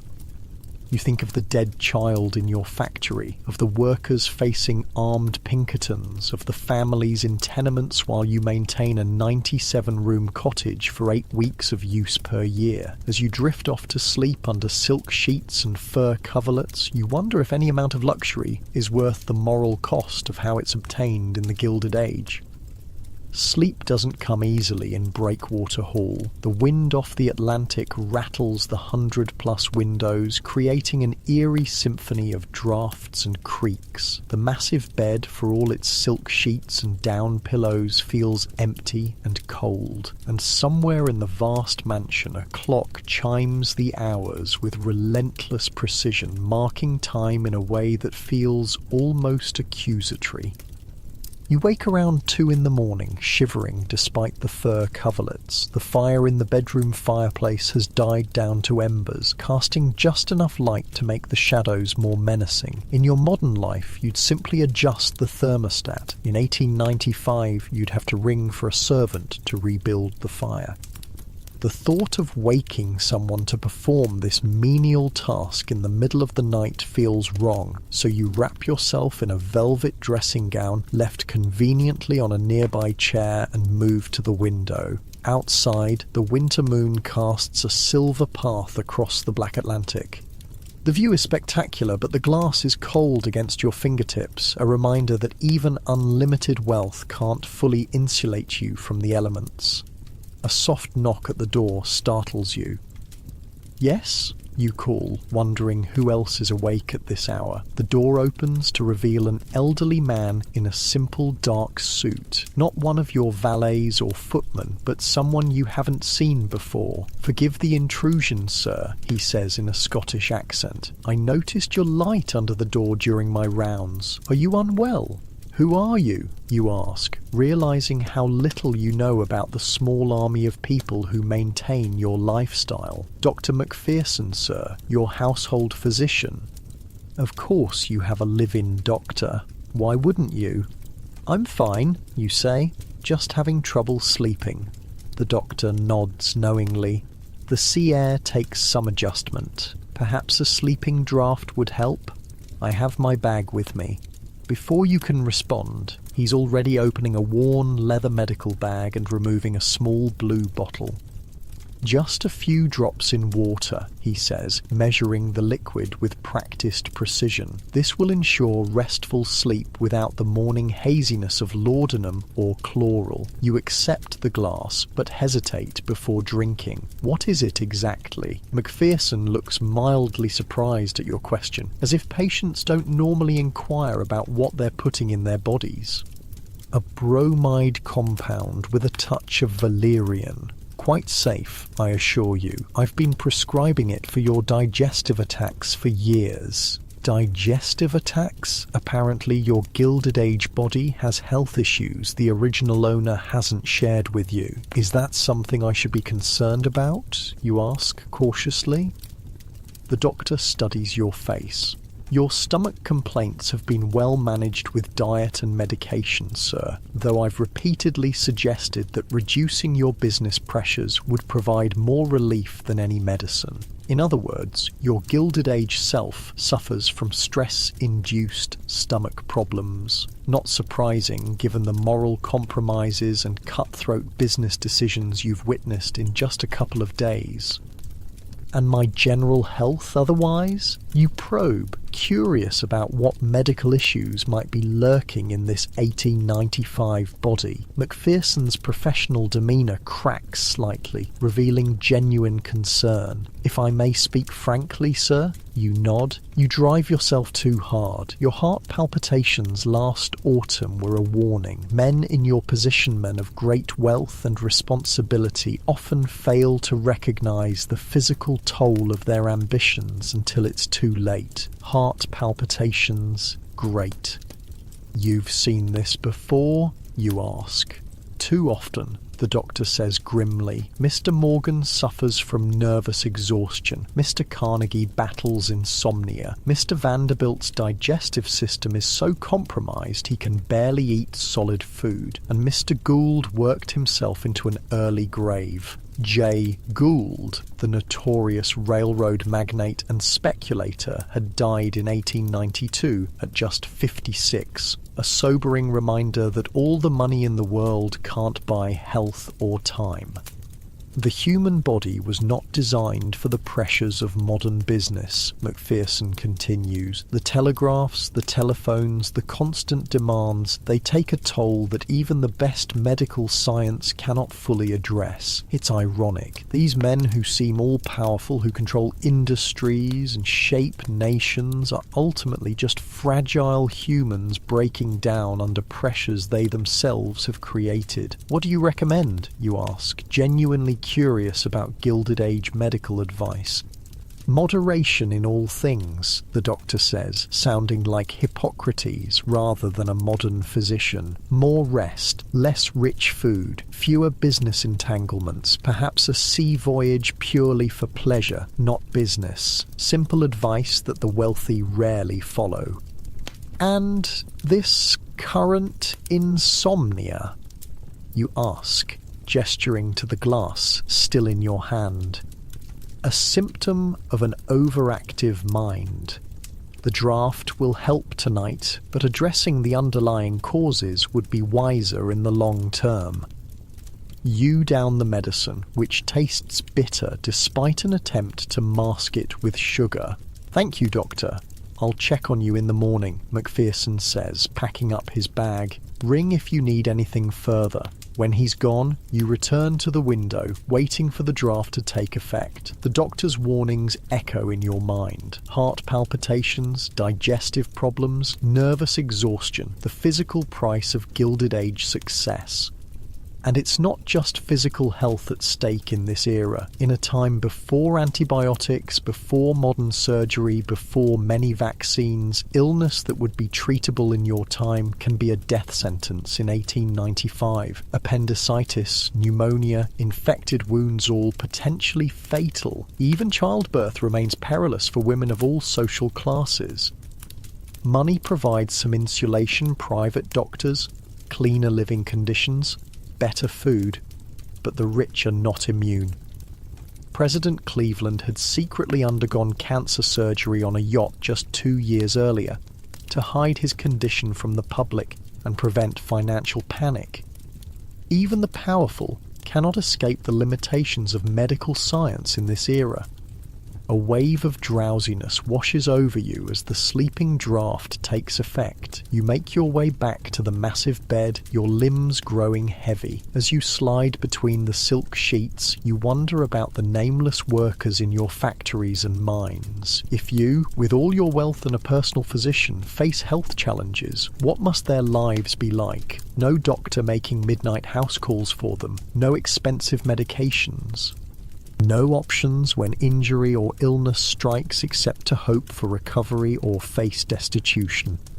The thought follows you into uneasy dreams. Morning brings an unexpected telegram. Return to New York immediately. Stop situation at mill critical. Stop violence reported. Stop. The labor unrest has escalated. As you hurriedly dress for the journey, the 3 valets now working with brisk efficiency rather than ceremonial slowness. Richardson fills you in on what he's learned from the morning papers.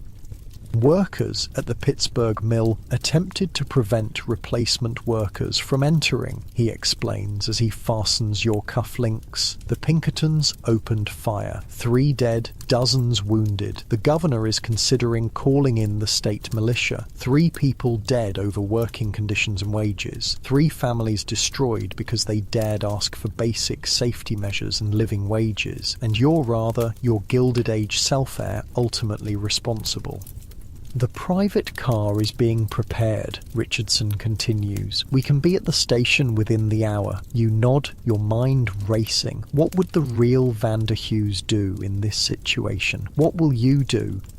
As your carriage speeds toward the Newport station, you pass a cemetery where a funeral is in progress. Even from a distance, you can see it's an elaborate affair, gleaming black carriages with plumed horses, mourners in expensive black clothing, a massive casket being carried by uniformed pallbearers. Death spares neither rich nor poor in the Gilded Age, but even in death the class distinctions remain stark. The wealthy get marble mausoleums and elaborate ceremonies, the poor get unmarked graves in potters' fields. The 3 workers killed at your mill probably won't even get proper funerals, their families can't afford them. At the station your private car awaits, coupled to a waiting train. The porter greets you with a bow. We're prepared for immediate departure, sir. The telegraph operator has arranged priority clearance for the journey to New York. Inside, your private palace on wheels has been reconfigured for business travel. A desk has been set up with neat stacks of papers. Maps of Pittsburgh and its surroundings are pinned to a board. Several telegrams await your attention.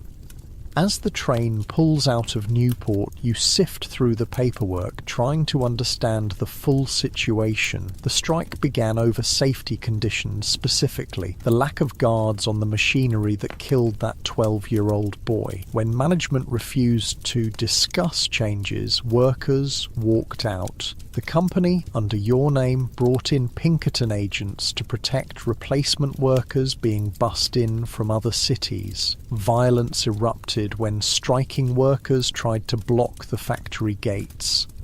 It's a sadly familiar pattern in the Gilded Age workers, desperate enough to risk their lives for basic safety, companies willing to spill blood to avoid cutting into profits. One telegram catches your eye. It's from your son, currently at boarding school. Father, stop newspapers reporting trouble at mill. Stop, are you well? Stop, Edward. Your son Edward is aware enough of world events to be concerned about the situation, a small humanizing detail in this otherwise cold business affair. You draft a quick response. All well, stop, situation being addressed. Stop, will visit soon. Stop, father. A promise you have no idea if you can keep, but it feels important to offer some reassurance. The journey back to New York passes in a blur of telegrams, reports, and growing anxiety. By the time your train pulls into Grand Central, you've made a decision. You may be trapped in this Gilded Age life temporarily, but you don't have to perpetuate its worst aspects. Your carriage takes you directly to your Fifth Avenue mansion, where Constance is waiting in the entrance hall, her face tight with worry. "George, thank goodness you've returned," she says, allowing herself a brief touch of your arm about as much public affection as is permitted in upper-class marriages of this era. The newspapers are calling it a massacre. The governor has telegraphed twice.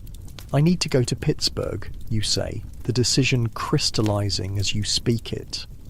Constance looks shocked. "Pittsburgh? But surely your managers can handle the situation. It's not appropriate for you to personally involve yourself in such unpleasantness." In her world, a man of your stature simply doesn't acknowledge labour problems directly. That's what middle managers and Pinkertons are for, to create distance between you and the messy realities of how your wealth is generated. "Nevertheless," you say firmly, "I'm going tonight."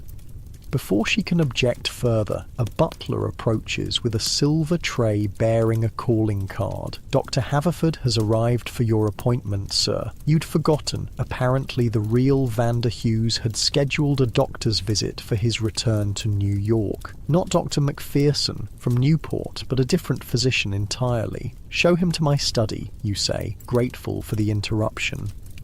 Dr. Haverford is everything Dr. Macpherson is not young, fashionably dressed with a certain sycophantic manner that suggests he sees treating the wealthy as a path to social advancement. "Mr. Vander Hughes," he says with an obsequious smile, "I've brought the latest European treatment we discussed. Quite revolutionary." He opens his medical bag and removes a device that looks like something from a steampunk nightmare, brass, glass tubes, and a small electrical battery.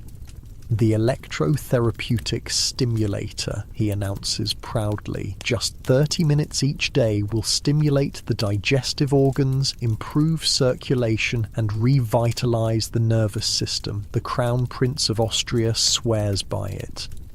You stare at the contraption, which would probably do more harm than good. This is the state of medical science for even the wealthiest Americans in 1895, a mix of emerging scientific understanding and outright quackery. The rich can afford the latest treatments, but latest doesn't necessarily mean effective in this era. "Perhaps another time," you say diplomatically. "I'm preparing for an urgent journey." The doctor looks disappointed, but quickly rallies.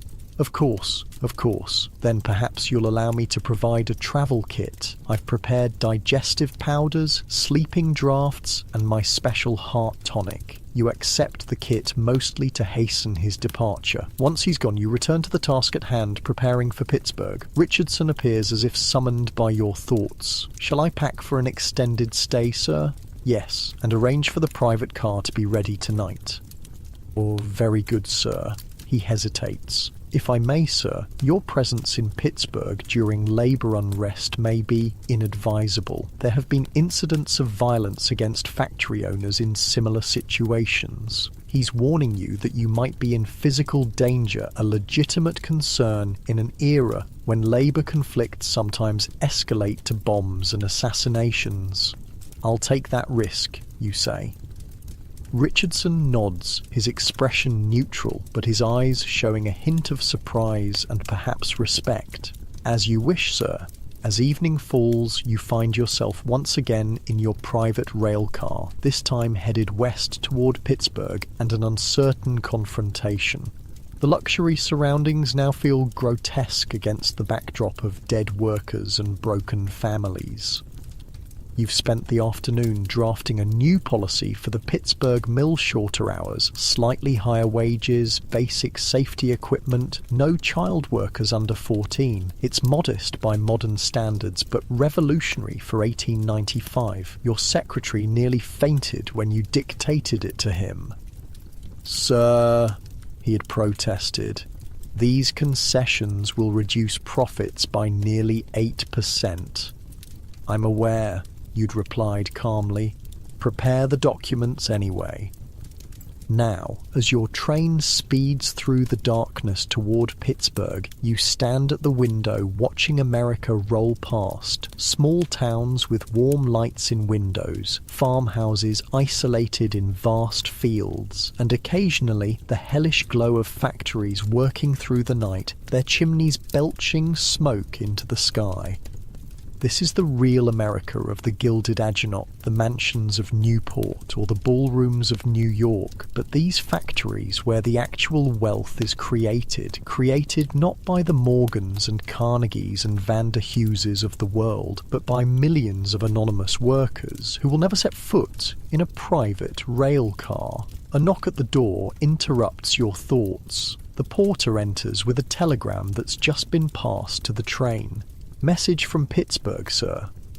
The yellow paper bears grim news. Situation deteriorating. Stop militia deployed. Stop factory gates under siege. Stop advised delaying arrival. Stop. Too late to turn back now. You're committed to this course, whatever the consequences. As midnight approaches, you prepare for bed in the surprisingly comfortable sleeping compartment of your private car. Richardson helps you into silk pajamas and a monogrammed dressing gown.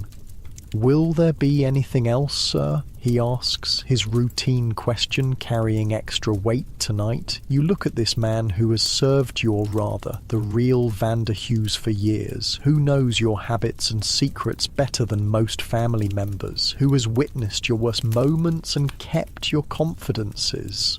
Richardson, you say slowly, have you ever considered what it must be like to work in one of my factories? He blinks, genuinely startled by the philosophical turn. I cannot say I have, sir. 12 hours a day, 6 days a week, no safety measures. Children younger than 14 working alongside dangerous machinery for wages that barely cover food and shelter. Richardson's face remains professionally blank, but his eyes betray discomfort. I imagine it must be challenging, sir. Challenging, you repeat. Yes, I suppose that's one word for it.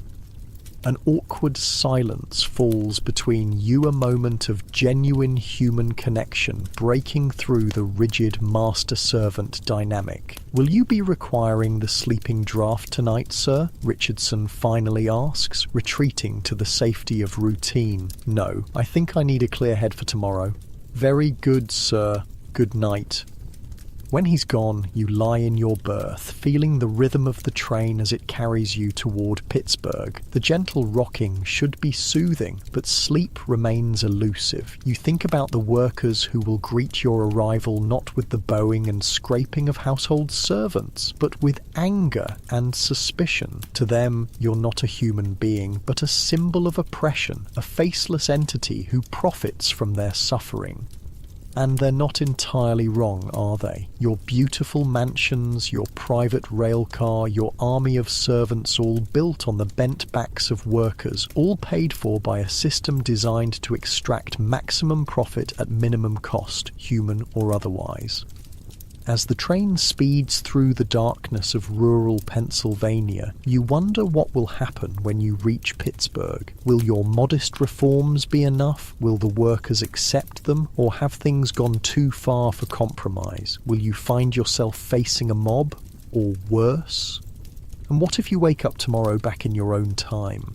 Will the real Vander Hughes return to his body, tear up your reforms and unleash more violence on his workers? Is anything you're doing making any real difference?